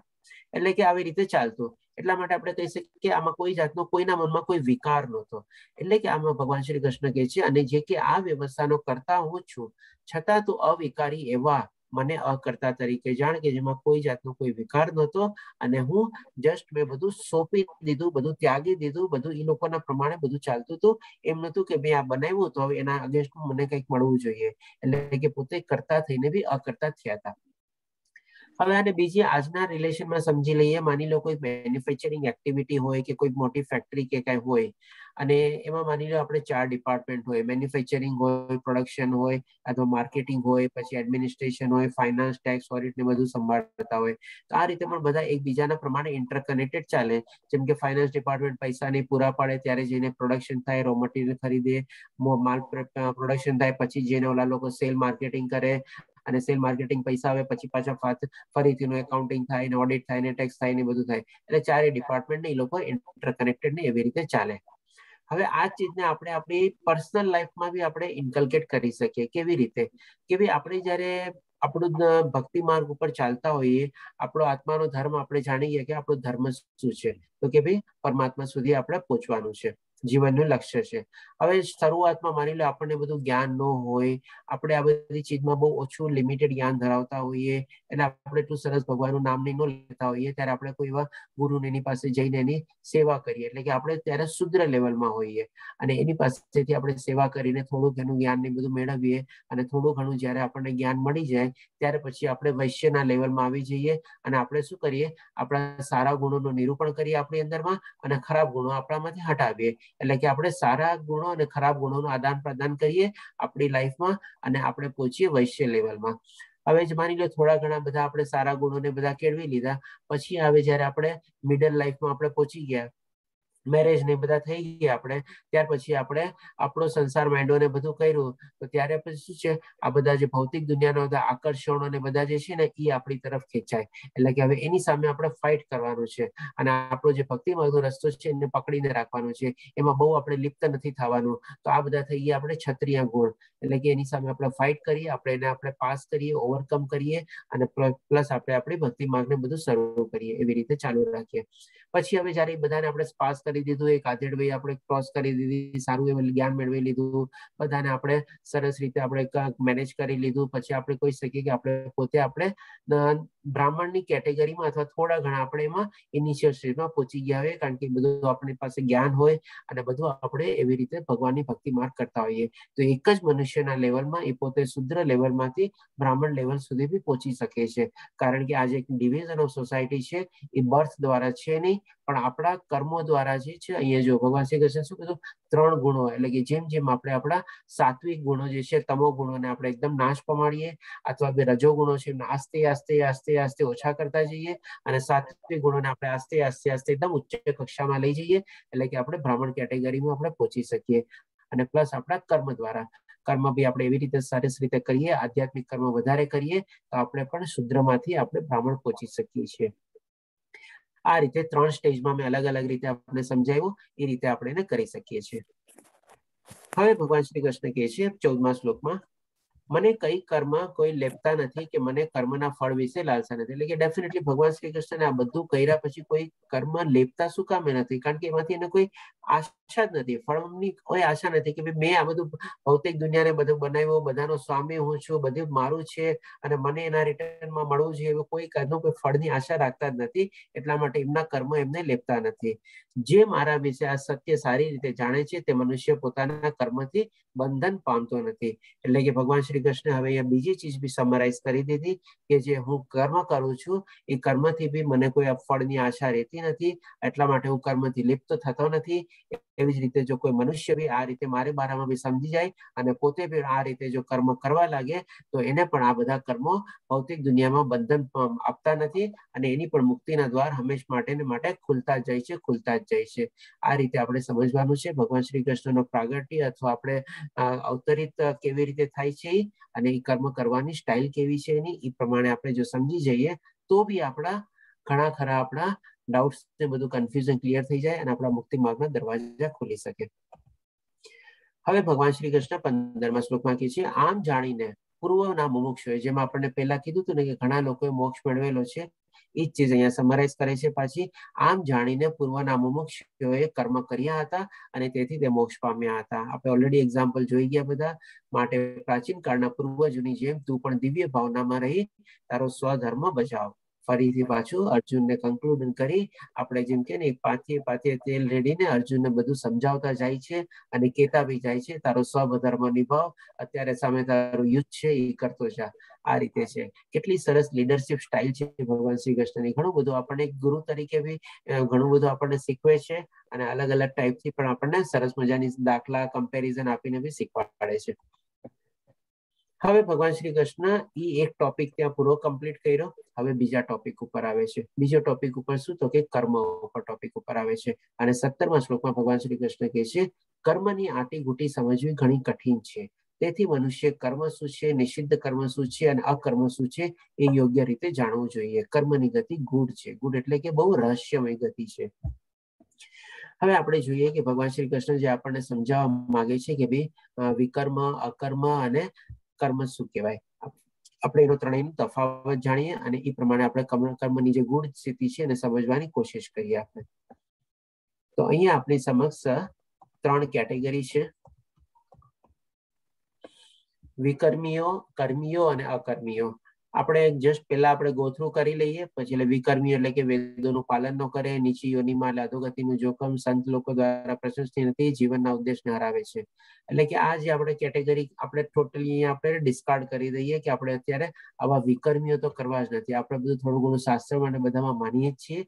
હવે આપણે આવીએ થોડા કર્મીઓ ઉપર કે ભાઈ પવિત્ર છે, વેદોનું પાલન કરે છે, સ્વર્ગ પ્રાપ્ત કરે છે, દેવતાનું શરીર પામે અને સારા કર્મ કર્યા હોય તો સ્વર્ગ મળે, દેવતાનું બી શરીર મળી શકે અને આખીરમાં જ્યારે એના સારા કર્મની વેલિડિટી પૂરી થઈ જાય, જેમ વિઝાની વેલિડિટી પૂરી થઈ જાય એવી રીતે ફરીથી પાછા મૃત્યુ લોક ઉપર પાછા આવે છે. અને અકર્મીઓ, હવે આપણે વધારે ફોકસ અકર્મીઓ ઉપર કરવાનું છે. અકર્મીઓ એટલે શું કે આધ્યાત્મિક કર્મીઓ, એટલે જે આધ્યાત્મિક કર્મો વધારે કરે છે એ લોકો. તો અહીંયા ભગવાન શ્રી કૃષ્ણની ભક્તિની સેવાના સ્તર પર આવ્યા છે. એટલે કે હવે એ લોકો સમજી ગયા છે કે મારે ભગવાનની શરણાગતિ લેવાની છે, ભગવાનની ભક્તિ કરવાની છે અને રાગ દ્વેષ ક્રોધ તો બધું ટોટલ છોડી દીધું છે. અને એ પણ જાણે છે કે કર્મકાંડીય પ્રવૃત્તિઓથી આ દુઃખભરી દુનિયામાં બંધાવશે. એટલે કે મારે હવે જન્મ મૃત્યુ જરા વ્યાધિમાંથી મોક્ષ પામવો છે, મુક્તિ પામવી છે અને એના કારણે પુનર્જન્મ લેવું પડશે. એટલે કે મારે હવે પુનર્જન્મ લેવો નથી, એટલા માટે વધારે ને વધારે આધ્યાત્મિક કર્મો કરે છે. હવે આ 3 ચીજને છે ને આપણે જો એકવાર થોડીક આપણી કોમર્શિયલ લેંગ્વેજમાં આપણે સમજીએ ને તો આ વિકર્મી એટલે એક જાતનું આપણે ઓવરડ્રાફ્ટ એકાઉન્ટ કહી શકીએ અથવા લોન એકાઉન્ટ કહી શકીએ કે જેના ઉપર આપણે હપ્તા ભરતા જઈએ, વ્યાજ આપતા જઈએ, મુદ્દલ આપતા જઈએ તો કોઈ દી ઉદ્ધાર થાય જ નહીં. ઉલટાની એમાં અધોગતિ થવાની છે. એટલે આપણે આને ટોટલી ભૂલી જ જવાનું. કર્મીઓ એટલે આપણે કહી શકીએ કે એક જાતનો કરંટ એકાઉન્ટ કે પૈસા નાખ્યા પાછા જોતા હતા એટલે કાઢી નાખ્યા, વાપરી નાખ્યા, એટલે એ બેંકમાંથી કોઈ બેલેન્સ ઉપર ન આવે, એટલી ઊંચી ન આવે, આવતા જાય જાતા જાય, એવી રીતે કરંટ એકાઉન્ટની છે. અને આ જે છે આપણે મેઇન જેના ઉપર ફોકસ કરવાનું છે આપણા અકર્મીઓ એટલે કે આધ્યાત્મિક કર્મો. આપણે વધારે ને વધારે એવા આધ્યાત્મિક કર્મો કરવાના છે કે જેથી કરીને આપણે આને સરખામણી કરી શકીએ આપણા સેવિંગ્સ એકાઉન્ટ અથવા ફિક્સ ડિપોઝિટ એકાઉન્ટ સાથે. અને જેમ જેમ આપણે એમાં રકમ ઉમેરતા જઈએ એમ એના ઉપર વ્યાજ બી ચડતું જાય, ચક્રવૃદ્ધિ વ્યાજની જેમ ચડતું જાય અને આપણને સારું ને સારું ફળ મળતું જાય અને અલ્ટિમેટ જે બેનિફિટ જે છે આપણે મુક્તિ અને મોક્ષ મળી શકે અને આગલો જન્મ આપણે આવવાની જરૂરત ન પડે ત્યાં સુધી આપણે એ લેવલમાં પહોંચી શકીએ. તો આપણે ડેફિનેટલી અકર્મીઓની કેટેગરીમાં વધારે ફોકસ કરીએ તો આપણને વધારે ફાયદો થાય. હવે આમાં એક ચીજ છે, હજી આપણે બીજી ચીજ એ બી સમજી લઈએ. એક તો ભાઈ ઠીક છે, ચાલો આપણે આધ્યાત્મિક કર્મો વધારે કરવાના છે. ઘણા લોકો એમ માને છે કે ભાઈ જન સેવા એ જ પ્રભુ સેવા, પણ એકચ્યુઅલી એવું નથી.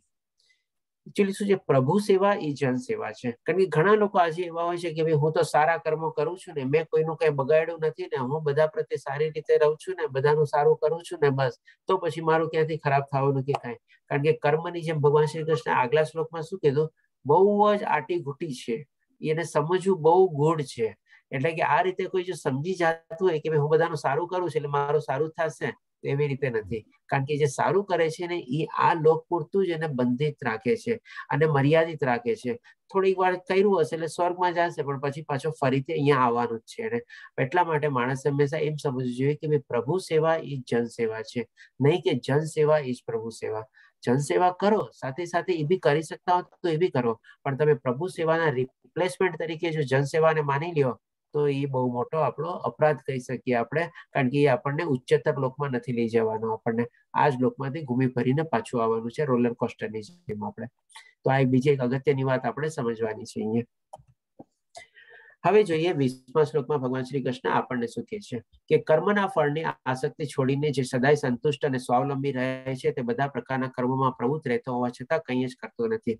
એટલે કે જેમ ભગવાન શ્રી કૃષ્ણ પોતે કહે છે પોતાને માટે કે ભાઈ હું લિપ્ત થતો નથી અને મને કોઈ બંધાતો નથી, એ ચીજ આપણા માટે બી એપ્લાય થાય છે ને. જો આપણે પણ એવી રીતે કર્મફળની આશા છોડી અને એમાં કોઈ આસક્તિ ન રાખીએ અને આપણા કર્મ કરતા રહીએ અને જે સંતુષ્ટ જે મળે એ ઓકે, ન મળ્યું તો એ બરાબર છે, એ ભગવાનની ઈચ્છા. કંઈક બીજું ઓર સારું વિચાર્યું છે એવો સંતુષ્ટ ભાવ રાખીને કરીએ. અને સ્વાવલંબીનો મતલબ એમ નથી કે ભાઈ આપણે આત્મનિર્ભર એટલે આત્મનિર્ભર પણ શું ભીખ માંગીને બધું કરવાનું ને સ્વાવલંબી એ રીતે નથી. અહીંયા સ્વાવલંબી આત્મનિર્ભર એટલે કે પોતાના આત્મા ઉપર જ નિર્ભર છે. એને આત્મા પોતાની સાથે એટલો બધો એટલે કે સ્વ સાથે પોતાની સાથે એટલો બધો વિશ્વાસ છે, દ્રઢ રીતે જોડાયેલો છે કે એને બીજા કોઈની કઈ જરૂરત જ છે જ નહીં. એ પ્રમાણે કે ભાઈ જે છે એ મારો ઈશ્વર છે, બસ ઓકે, એ જ મારું બધું કમ્પ્લીટ કરશે અને જે પોતે કર્મ કરવાનું છે એ કરતું જાય બસ, અને કોઈ જાતની ફળની આશા રાખે નહીં. તો એ રીતે કરીએ ત્યારે આપણે બી ભગવાન શ્રી કૃષ્ણની જેમ આપણે કરતા થઈને બી અકર્તા થઈ શકીએ છીએ. હવે 24મા શ્લોકમાં ભગવાન શ્રી કૃષ્ણ અલગ અલગ ટાઈપના આપણને યજ્ઞ સમજાવશે. એકવાર ભગવાન શ્રી કૃષ્ણ એ બી ચીજ ત્યાં પૂર્ણ વિરામ કર્યો, ફૂલ સ્ટોપ મૂકી. હવે ત્રીજી ચીજ ઉપર આવે છે કે ભાઈ યજ્ઞ કેટલી પ્રકારના હોય છે. ટોટલ 6 થી 7 પ્રકારના ભગવાન શ્રી કૃષ્ણ આપણને અહીંયા યજ્ઞ જણાવશે. તો કૃષ્ણ ભાવનામાં પૂર્ણ રીતે તલ્લીન થઈને મનુષ્ય નિશ્ચિતથી ભગવત ધામ વૈકુંઠ ધામને પામે છે, કેમ કે તે દિવ્ય આધ્યાત્મિક ક્રિયાઓમાં રત રહે છે અને જેમાં અગ્નિરૂપી ગતિ પણ બ્રહ્મ છે અને હોમાયેલું દ્રવ્ય પણ બ્રહ્મ છે. સૌથી પહેલા તો એકદમ અનન્ય ભક્તિ વાળા, જેમ કે અહીંયા શ્રીલા પ્રભુપાદજીનો ફોટો છે, જેને આખી જિંદગી પોતાની ભગવાન શ્રી કૃષ્ણની સેવામાં અને ભક્તિમાં જ કાઢી નાખી અને આખું કૃષ્ણ કોન્શિયસનેસ મુવમેન્ટ ફેલાવવામાં જ કાઢી નાખી. તો આવા જે ભક્તો હોય છે એ લોકો હંમેશા વૈકુંઠ ધામ પામવાના જ હોય છે. It is but for sure, એમાં કોઈ બે ડાઉટ નથી. અને ડેફિનેટલી આ લોકો જે છે દિવસ રાત બસ ભગવાન શ્રી કૃષ્ણનું નામ, એમની જ ભક્તિ, એના સિવાય બીજું કાંઈ નહીં. જેમ ભગવાન શ્રી કૃષ્ણ કહે છે ને, નિરંતર મારું ચિંતન કર. તો આ લોકો નિરંતર એ પ્રમાણે ચિંતનમાં ને સ્તુતિમાં ને પ્રાર્થનામાં એમાં લાગેલા હોય છે ભગવાન શ્રી કૃષ્ણ. અને એમાં કહે છે કે ભાઈ ક્રિયાઓમાં રત રહે છે, જેમાં અગ્નિરૂપી ગતિ પણ બ્રહ્મ છે અને હોમાયેલું દ્રવ્ય પણ બ્રહ્મ છે. હવે અહીંયા અગ્નિરૂપી વર્ડ આપણે આવતા 2-3 સ્લાઇડમાં આવશે. અગ્નિ એટલે શું કે ભાઈ આપણે સંયમની અગ્નિ કેળવવાની છે. સંયમ શેનો આપણે કેળવવાનો છે? તો કે આપણે ઇન્દ્રિય વિષયો, ઇન્દ્રિયો ઉપર, કર્મેન્દ્રિયો ઉપર, જ્ઞાનેન્દ્રિયો બધા ઉપર આપણે કાબુ મેળવવાનો છે. એના માટે આપણે સંયમ કરીને એ જે આપણે અગ્નિ પ્રગટે ને એ અહીંયા અગ્નિ રિપ્રેઝન્ટ કરે છે કે જે એ અગ્નિમાં આપણે શું હોમવાનું છે. ડેફિનેટલી આ લોકો બધા રાગ દ્વેષ ક્રોધથી મુક્ત હોય, બધાના લોભ માયા મોહ આકર્ષણથી બધાથી મુક્ત પોતે કંટ્રોલ રાખેલો હોય અને સારી રીતે એવી રીતે પોતાની ઇન્દ્રિયોને પણ પોતાના વશમાં રાખી દીધી હોય, પોતાના મનને પણ પોતાના વશમાં રાખી લીધો હોય, ઇન્દ્રિયોને મનનો પોતે સ્વામી બની ગયા હોય, એ રીતે ટાઈપની જે અગ્નિ પ્રગટાવેલી હોય એ પણ બ્રહ્મ છે. અને એમાં હોમાવેલું દ્રવ્ય પણ બ્રહ્મ છે. એમાં એ લોકો શું હોમતા હોય તો કે એ ભગવાનનું નામ એ લોકો એમાં હોમતા હોય. એટલે કે એ અગ્નિ ઓર ને ઓર પ્રજ્વલિત થતી રહે. એ અગ્નિ નાશ જ ન પામે. કન્ટિન્યુઅસ બસ ભગવાનને જ નામની પ્રમાણે ચાલતું હોય. બહુ તીવ્ર ટાઈપની એમાં આપણે જોઈ શકીએ ભગવાનની ભક્તિ. હવે ભગવાન શ્રી કૃષ્ણ 26મા શ્લોકમાં કહે છે વળી, એટલે કે ડિફરન્ટ ટાઈપ ઓફ માણસ, કે આવા ટાઈપના માણસો બહુ ઓછા હોય છે. એટલે વળી કેટલાક શ્રવણ ક્રિયાને, એટલે શ્રવણ ક્રિયા એટલે કે સાંભળવા, જેમ અહીંયા તમે જોઈ શકો છો કીર્તન ને બધું કરે છે એ લોકો, અને ઇન્દ્રિયોને સંયમ રૂપે અગ્નિમાં હોમે છે.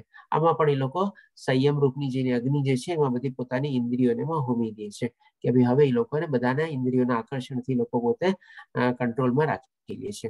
અને બીજા કેટલાક શબ્દ વગેરે વિષયોને ઇન્દ્રિય રૂપ અગ્નિમાં હોમે છે. શબ્દ રૂપ એટલે કે તમે જોઈ શકો છો બધા માળા જપે છે, પોતા બધા આખું ફેમિલીની સાથે બેઠા છે અને માળા જપે છે. ગઈકાલે આપણે કીધું હતું કે ભાઈ આપ સૌ બી માળા જપ કરવાનું શરૂ કરી દીધું હશે, તો ડેફિનેટલી જો શરૂ કરી દીધું હોય તો ખૂબ ખૂબ કોંગ્રેચ્યુલેશન અને ખૂબ ખૂબ ધન્યવાદ આપ સૌને. અને ડેફિનેટલી એની માળા જમવાની જે સંખ્યા જે છે આસ્તે આસ્તે 2, 4, 6, 8 કરીને 16 સુધી પહોંચાડવાની પ્રયત્ન કરજો. પછી ભગવાન શ્રી કૃષ્ણ હજી અહીંયા બીજા 2-3 ટાઈપના યજ્ઞ કહે છે. આમ કઈ ધનથી યજ્ઞ કરનારા હોય છે, કોઈ તપથી યજ્ઞ કરનારા હોય છે, તો કોઈ વળી ઉગ્ર વ્રત ધારણ કરી અષ્ટાંગ યોગ રૂપે યજ્ઞ કરનારા હોય છે.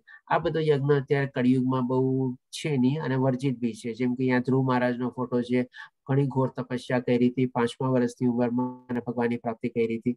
એવી જ રીતે અહીંયા એક મનુષ્યનું છે કે ભાઈ કોટ તપસ્યા કરે છે, એટલી તપસ્યા કરે છે કે આ કીડી ને જીવ જંતુઓ બી એમના શરીર ઉપર ચડી જાય છે અને ક્યાંય ફરક પડતો જ નથી. એટલે કે ભાઈ આ તો ડેફિનેટલી આપણે 6ઠા અધ્યાયમાં અષ્ટાંગ યોગ ને બધું લેશું, પણ આજની તારીખમાં ટોટલી આઉટડેટેડ છે અને કરવું પોસિબલ બી નથી અને વર્જિત બી છે. જ્યારે કેટલા પછી પ્રબુદ્ધ પુરુષો આત્મજ્ઞાન વધારવા માટે વેદશાસ્ત્રના અભ્યાન લગ્ન કરે છે. હવે ડેફિનેટલી આજે જે આપણે વેદશાસ્ત્રની બધું જે છે એ પણ પઠન કરવું ને બધું બહુ અઘરું છે, કારણ કે એ બધી એવી લેંગ્વેજમાં એમાં લખેલું છે કે આપણને સમજવી બહુ મુશ્કેલ છે, અને અથવા તો શીખવી બી હોય લેંગ્વેજ નહીં તો આજે એવા શીખવાડવા વાળા માણસો બી બહુ ઓછા છે. તો આ ચીજ પણ બહુ ઓછી છે, પણ ડેફિનેટલી આપણે ભગવદ ગીતા રૂપી જે આપણને મળેલી છે એ વેદ અને ઉપનિષદનો સાર છે. તો એટલીસ્ટ એને પણ ભણી લઈએ, આપણે સરસ રીતે જાણી લઈએ તો પણ આપણને ઘણું બધું જ્ઞાન મળી શકે. ઘણું બધું તો શું, લગભગ ઘણું બધું જ જ્ઞાન મળી જાય આપણને, કહી શકીએ આપણે. હવે ભગવાન શ્રી કૃષ્ણ કમ્પેરિઝન કરે છે કે હે કુરુશ્રેષ્ઠ અર્જુન, યજ્ઞ નહીં કરનારો પુરુષ આ લોકમાં સુખપૂર્વક જીવી શકતો નથી, તો પરલોકની વાત શું. એટલે કે ડેફિનેટલી આપણે યજ્ઞ તો કરવાનો છે. યજ્ઞ શું, તો કે આપણી ઇન્દ્રિયોને બધાને આપણે વશમાં કરવાની છે, અને જેટલું હોઈ શકે આપણું ભગવાનનું નામ લેવાનું છે, ભક્તિ કરવાની છે. તો હવે જો જેને આ ચીજ ન કરી હોય તો એનો ભગવાન શ્રી કૃષ્ણ કહે છે કે આ લોકમાં તો શું, પરલોકમાં કે ક્યાંય એની કોઈ ગતિ છે જ નહીં. એટલે એની અવગતિ થવાની છે, દુર્ગતિ થવાની છે. હવે ભગવાન શ્રી કૃષ્ણ 33મા શ્લોકમાં કમ્પેરિઝન કરીને કહે છે, એ પરંતપ ધનથી કરતા ધન યજ્ઞ કરતા જ્ઞાન યજ્ઞ વધારે સારો છે. એટલે કે ધન દ્વારા કરાતો યજ્ઞ એટલે કે ધન યજ્ઞ કરતા જ્ઞાન યજ્ઞ વધારે સારો છે. હે પાર્થ, યજ્ઞ બુદ્ધિથી કરેલા કર્મની સમાપ્તિ આધ્યાત્મિક જ્ઞાનમાં થાય છે. એટલે કે જેને યજ્ઞ બુદ્ધિથી અથવા શાસ્ત્રોને બધાનું પઠન કરીને પણ કરતા હોય તો પણ અલ્ટિમેટલી એનું કર્મની સમાપ્તિ એટલે કે કરવાનું શું પછી, તો કે આધ્યાત્મિક જ્ઞાનમાં સમાપ્તિ થાય છે. કારણ કે છે ને કે ભાઈ નોલેજ એકવાર તો કરી લીધું, હવે નોલેજને એપ્લાય ક્યાં કરવાનું, એટલે કે આપણે કર્મની સ્થિતિ. તો definitely knowledge not used is a garbage, અને એપ્લાય તો કરવું જ પડે. અને એપ્લાય જ્યારે આપણે કરીએ, ભગવાનની ભક્તિ કરીએ, ત્યારે એમાં કન્વર્ટ થઈ જાય છે. એટલે કે આત્મજ્ઞાનમાં જ આધ્યાત્મિક જ્ઞાનમાં જ કન્વર્ટ થતું જાય છે. હવે ભગવાન શ્રી કૃષ્ણ કેવી રીતે આ બધું જ્ઞાનની મેળવવું એનો રસ્તો બતાવે છે 34મા શ્લોકમાં. ગુરુની પાસે જઈને સત્ય જાણવાનો પ્રયાસ કરો, એમનાથી વિનીત થઈને જિજ્ઞાસા કરો અને એમની સેવા કરો. સ્વરૂપ સિદ્ધ વ્યક્તિ આ માણસને જ્ઞાન પ્રદાન કરી શકે છે, કારણ કે એમને સત્યનું દર્શન થયેલું હોય છે. હવે એવા માણસ પાસે જવું છે જેને સત્યનું દર્શન થયેલું હોય. સત્ય એટલે કે શું, પરમાત્મા, આત્મા. એનું જ્ઞાન આત્મ સાક્ષાત્કાર થયેલો હોય એવા લોકો પાસે આપણે જઈએ તો ડેફિનેટલી આપણને પણ એ જ્ઞાન મળી શકે છે. અને સાથે સાથે થોડું ક્યુરિયોસિટી ને બધું બી આપણે રાખવું પડે. અહીંયા આપણે સંદીપની આશ્રમનો ફોટો છે. સંદીપની ઋષિ છે, એવા ભગવાન શ્રી કૃષ્ણ પણ ત્યાં જઈને એમની પાસેથી જ્ઞાન મેળવેલું હતું. કારણ કે ભગવાન શ્રી કૃષ્ણ કીધું ને કે મનુષ્ય રૂપમાં આવ્યા હતા, તે પ્રમાણે બધું જ પ્રોસેસથી પાસ થયા હતા, બધી જ ચીજ એમણે કરેલી હતી. હવે ભગવાન શ્રી કૃષ્ણ થોડી બીજી આપણને કહે છે કે ભાઈ જે પાપીમાં પાપી માણસ પણ હોય, જો તમને સમસ્ત પાપીઓમાં પણ સર્વાધિક પાપી સમજવામાં આવે તો પણ તમે દિવ્ય જ્ઞાન રૂપી નાવમાં સવાર થઈને દુઃખ સાગરને પાર કરવા માટે સમર્થ થશો. એટલે કે જો માની લો આપણે પાપીમાં પાપી માણસ હોય, ભગવાન શ્રી કૃષ્ણ કહે છે કે જો જે આ જ્ઞાન મેળવી લે તો એ પણ આ ભવસાગરમાંથી પસાર થઈ શકે છે. હવે આવું શું કામ કહે છે એ ભગવાન શ્રી કૃષ્ણ આગલા શ્લોકમાં ઓર ક્લિયર કરે છે. હે અર્જુન, જેમ આમાં પણ એક ભગવાન શ્રી કૃષ્ણ કમ્પેરિઝન આપીને ક્લિયર કરે છે. જેમ પ્રજ્વલિત અગ્નિ લાકડાને બાળીને ભસ્મ કરી દે છે, તે પ્રમાણે જ્ઞાન રૂપી અગ્નિ ભૌતિક કર્મોના બધા બંધનને બાળીને ભસ્મ કરી નાખે છે. તો હવે જેમ જેમ માણસ માની લો ગમે તેટલો પાપી હોય, એકવાર એને યુટર્ન પોતાની લાઈફમાં લીધો અને વિચાર્યું કે ના ભાઈ હવે આ બધું છોડવું છે ને ખોટું છે ને હવે મારે આધ્યાત્મિક જ્ઞાન મેળવવું છે ને એ રસ્તા ઉપર આગળ વધવું છે, તો જેમ જેમ જ્ઞાન મેળવતો જાય છે તેમ તેમ એના જે ભૌતિક કર્મો, બધા દુનિયાના જે કર્મો છે એ બધા આ જ્ઞાનની જે અગ્નિ એના અંદરમાં પ્રજ્વલિત થાય છે ને, એ અગ્નિની અંદરમાં જ એના બધા પાપ કર્મો ને બધા આપણે બળીને ભસ્મ થઈ જાય છે. આના માટે ભગવાન શ્રી કૃષ્ણ એક લાકડાની કમ્પેરિઝન આપેલી છે. અને એક આપણે હજી એક બીજો એક્ઝામ્પલ લઈ શકીએ. માની લો આપણે જ્યુટની અથવા સૂતળી હોય ને, હવે સૂતળીને માની લો એક છેડેથી આપણે સળગાવીએ અને બીજા છેડા સુધી આખી આંખ પસાર થઈને આખી સળગી ગઈ. હવે સૂતળી છે ને સૂતળીના શેપ મારીએ છે એટલે કે જસ્ટ આખી રાખ થઈ ગઈ છે, પણ એની જે સૂતળીનું મેઇન કામ શું છે તો કોઈ બાંધવાનું, એ બાંધવાના કોઈ કામ ન આવે. જેવી તમે ત્યાંથી ઉપાડો ખાલી રાખ તમારા હાથમાં આવે. તો એવી જ રીતે આપણે બીજી કમ્પેરિઝન એ રીતે સમજી શકીએ છીએ કે જ્યારે આપણી એ સૂતળીમાં જ્ઞાન રૂપી જે આપણું આપણામાં વહેવા માંડે છે, ત્યારે એ જ્ઞાન જે આપણા સૂતળી રૂપી જે આખા જીવનમાં આપણે જેવા બધા પાપ કર્મો ને બધા કર્યા હોય એ બધા આપણા પાપ કર્મો બી એમાં બળી જાય છે અને પછી આપણે એકદમ સમજી લે પવિત્ર જેવા થઈ જઈએ છીએ.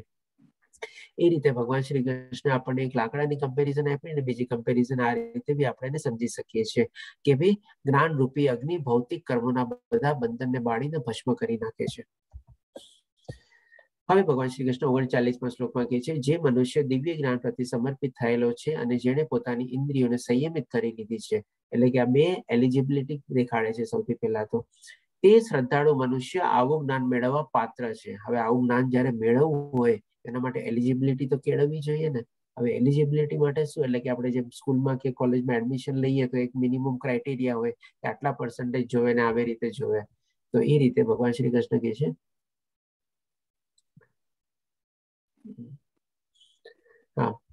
તો આ રીતે પછી કે છે કે ભાઈ જે મનુષ્ય દિવ્ય જ્ઞાન પ્રતિ સમર્પિત થયેલો હોય, ડેફિનેટલી એને જ્ઞાન મેળવવું છે એટલા માટે સમર્પિત થયેલો છે અને પોતાની ઇન્દ્રિયોને સંયમિત કરેલી, ઇન્દ્રિય વિષયોને બધાને પોતાના કાબુમાં રાખેલા છે, એને પાત્ર મળવાને પાત્ર છે અને તે પ્રાપ્ત કર્યા પછી તે તરત જ પરમ આધ્યાત્મિક શાંતિ પામે છે. જેવું જ્ઞાન મળે બસ શાંતિ છે, બીજું કઈ જોતું જ નથી. તો અહીં મોરલેસ આપણો કમ્પ્લીટ થયા છે એક છે કદાચ. પરંતુ જે અજ્ઞાની તથા શ્રદ્ધા વિને મનુષ્ય પ્રમાણભૂત શાસ્ત્રોમાં સંદેહ કરે છે, હવે બીજી બાજુ સમજાવે છે કે આવા ટાઈપના બી માણસો હોય છે, તેઓ ભગવત ભાવમાં પામતા નથી પરંતુ તેમનું પતન થાય છે. સંશયગ્રસ્ત વ્યક્તિ માટે નથી આ લોકમાં સુખ કે નથી પરલોકમાં સુખ. તો આજની તારીખમાં બી છે ને એવા ઘણા માણસો છે કે ભાઈ હું તો બધા શાસ્ત્રમાં માનતો નથી, હું ભગવદ ગીતામાં માનતો નથી, મને બધું ન સમજાય, મને બધું ખબર નથી પડતી, હું તો મારે જેમ કરવું હોય ને એમ કરું. તો એના માટે પણ ભગવાન શ્રી કૃષ્ણ એકદમ 40મો શ્લોકમાં લખી દીધું છે.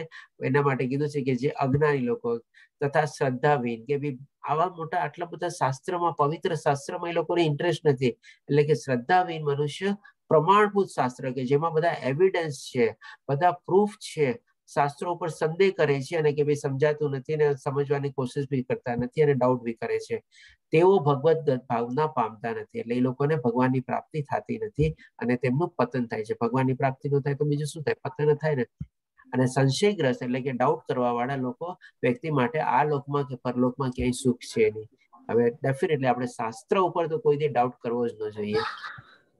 અને આ લાસ્ટ શ્લોક છે, તેથી હે ભારત, હવે પછી કન્ક્લુઝન કરીને ભગવાન શ્રી કૃષ્ણ કહે છે, અજ્ઞાનને લીધે તારા હૃદયમાં ઉત્પન્ન થયેલા સંશયને જ્ઞાનની તલવારથી કાપી નાખીને યોગમાં સ્થિર થઈને લડ.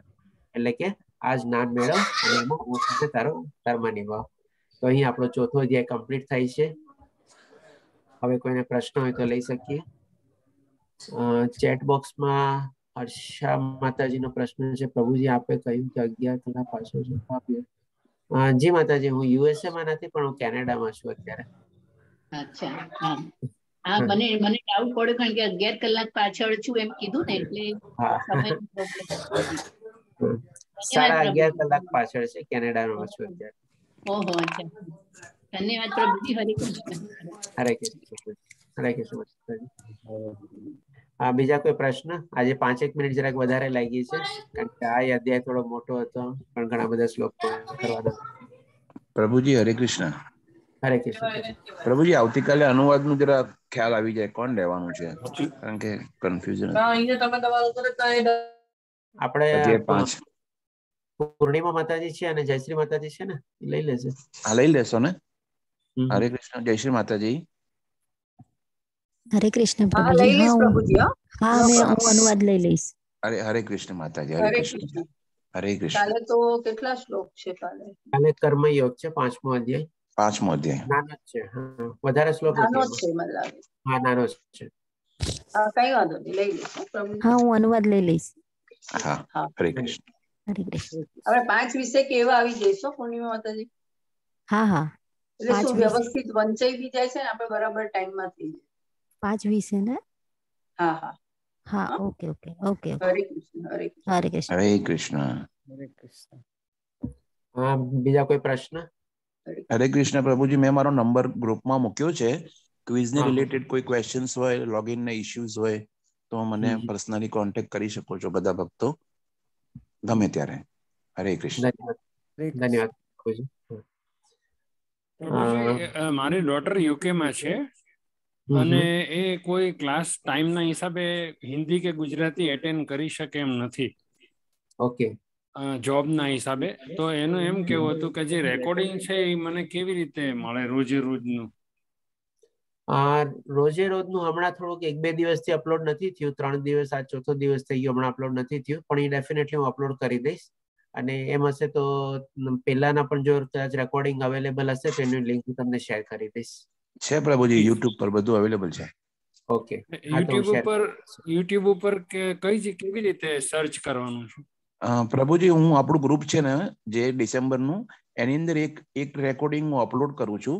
એ પ્રમાણે તમારે સર્ચ કરવાનું, ખાલી અધ્યાય ચેન્જ કરવાના એટલે બધા અધ્યાય મળી જશે નવેમ્બરની બેચના. ધન્યવાદ. હરે કૃષ્ણ બાબુજી. ધન્યવાદ તેજસ પ્રભુજી. તેજસ પ્રભુજી પણ બહુ સરસ સેવા આપી રહ્યા છે એડમિન તરીકે. એ પણ લગભગ જુલાઈ મહિનાથી મારી સાથે જોડાયેલા છે અને એ બદલ આપનો ખૂબ ખૂબ ધન્યવાદ તેજસ પ્રભુજી. હરે કૃષ્ણ પ્રભુજી. આભાર. પહેલેથી આપી રહ્યા છે તેજસ પ્રભુ, પહેલેથી આપી રહ્યા છે. હું પણ આભાર માનું છું. તેજસ પ્રભુજી નો ઉત્તમ આભાર માનું છું કારણ કે મને ખૂબ હેલ્પ કરી છે. ગઈકાલે રાત્રે ખૂબ મેં એમને પ્રશ્નો કર્યા અને એમણે મને ખૂબ હેલ્પ કરી છે. ધન્યવાદ તેજસ પ્રભુજી. આભાર માતાજી. હરે કૃષ્ણ. હરે કૃષ્ણ. અચ્છા, રીટા માતાજી આપનો હેન્ડ રેઝ છે, કોઈ પ્રશ્ન હોય તો પૂછો. મને પ્રશ્ન એ છે કે આઈ થિંક મેં કન્ફ્યુઝ છે. તમે એમ કીધું કે એક માળા કરવાની હરે કૃષ્ણ હરે રામા ની, પણ આપણે કોઈ બીજા દેવી દેવતાની માળા કરતા હોય તો તે કરવી કે ના કરવી? માતાજી હું અત્યારે ઇનિશિયલ સ્ટેજમાં તમને એટલું જ કહીશ, તમે જે કરો છો ને એને કન્ટિન્યુ રાખો અને એની સાથે તમે ખાલી આ એક માળા હરે કૃષ્ણ મહામંત્રની એડ કરી લ્યો બસ. ઓકે. જેમ કે શ્રી કૃષ્ણ શરણમમાં છે કે તમે જે કઈ પણ કરતા હો કન્ટિન્યુ વિથ ધેટ અને આ એક મંત્રની માળા તમે એડ કરી લ્યો બસ. Okay. Hare Krishna. Hare thank you. Krishna. પૂર્ણિમા માતાજી આપનો બી હેન્ડ રેઝ છે, કોઈ પ્રશ્ન? હરે કૃષ્ણ પ્રભુજી.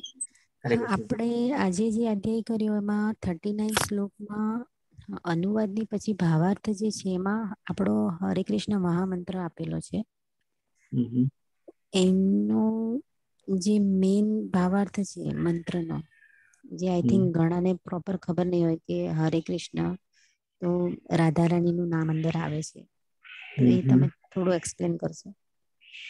આ છે ને માતાજી આપણે 6ઠ્ઠો અધ્યાય જયારે લેશું ને ધ્યાન યોગ, ત્યારે એમાં એ આખા મંત્રનું ડૂઝ નોટ્સ ઘણું બધું છે. જેમ કે આના રિલેટેડ એક પ્રશ્ન ગઈકાલે બી હતો કે હવે આપણે 16 માળા સુકામે કરીએ છીએ, તો આ બધા પ્રશ્નો આપણે છે ને 6ઠ્ઠા અધ્યાયમાં ક્લિયર થઈ જશે. ઓકે. અને તમારી વાત બરાબર છે. આમાં હરે કૃષ્ણ જે મંત્ર છે એમાં આપણે હરે એટલે કે આપણે રાધા રાણીને પહેલા આપણે સંબોધિત કરીએ છીએ. હરે એટલે કે એક જાતની શક્તિ, અને શક્તિ એટલે કે સ્ત્રીલિંગ માટે વપરાય છે, અને એ આપણે રાધા રાણીને સંબોધિત કરીને પછી કૃષ્ણનું નામ લઈએ છીએ. તો એ તમારી વાત બરાબર છે અને ડેફિનેટલી જયારે આપણે 6ઠ્ઠો અધ્યાય લેશું ત્યારે આપણે ઓર ડિટેલમાં આને કવર કરશું. બરાબર. ઓકે. હા, હરે કૃષ્ણ.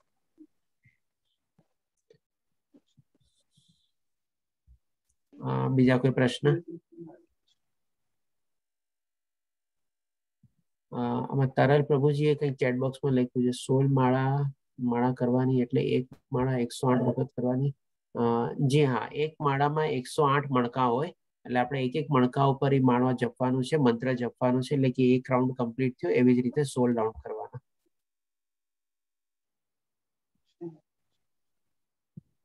હરે કૃષ્ણ પ્રભુજી. હરે કૃષ્ણ. હમણાં જે પ્રભુજીએ કહ્યું કે માળા કરવાની છે અને એમના પ્રોનાઉન્સ પ્રમાણે જે માળા કરવાની રીત છે કે તમે જે શબ્દ બોલો છો હરે કૃષ્ણ આપણા જ કાનથી સાંભળવાનું છે ને આપણા જ મનને એ સંભળાવવાનું છે અને આપણે જ એની પ્રગતિ આપણા માટે જ છે. એ પણ તમે એક્સપ્લેન કરશો કે મંત્રમાળા આપણે કરીએ છીએ તો કેવી રીતે એને આગળ એવું કરાય? ઓકે, ચાલો. આ પણ છે ને આપણે 6ઠા અધ્યાયમાં કમ્પ્લીટ સરસ રીતે કવર કરીએ છીએ. તેમ છતાં બી તમને શોર્ટમાં કહી દઉં. અત્યારે આપણે છે ને એને થોડુંક જોશથી બોલીને ચેન્ટ કરવું જોઈએ અથવા તો એ મહામંત્રનો આપણે જપ કરવો જોઈએ. એના છે ને આપણે કારણ છે એ પ્રમાણે કે આપણી છે ને 5 ઇન્દ્રિયો એમાં લાગેલી હોય છે. સૌ પ્રથમ આપણે જોઈએ કે ભાઈ આપણે જયારે મંત્ર જપતા હોઈએ ત્યારે આપણે આંખ બંધ કરવાની. એટલે કે જયારે આપણે આંખ બંધ કરીએ ત્યારે આપણી નજર આજુબાજુ કે ક્યાંય ન જાય. આપણે ઇવન આપણી આંખની અંદરમાં જે ડોળા હોય ને ડોળાને બી આંખ બંધ કર્યા પછી બી ડાબે જમણે બાજુ ક્યાંય ફેરવવા ન જોઈએ. નહીં તો શું આપણું પાછું મન આમ તેમ ફાટકે રાખે. એટલે ઈ એક થયું આપણે સૌથી પહેલા. પછી બીજું આપણે આવે છે આપણે જીભ દ્વારા આપણે થોડું જોશથી બોલવાનું છે કે ભાઈ હરે કૃષ્ણ કૃષ્ણ કૃષ્ણ હરે હરે, હરે રામ રામ રામ હરે હરે. તો જયારે આપણે આવી રીતે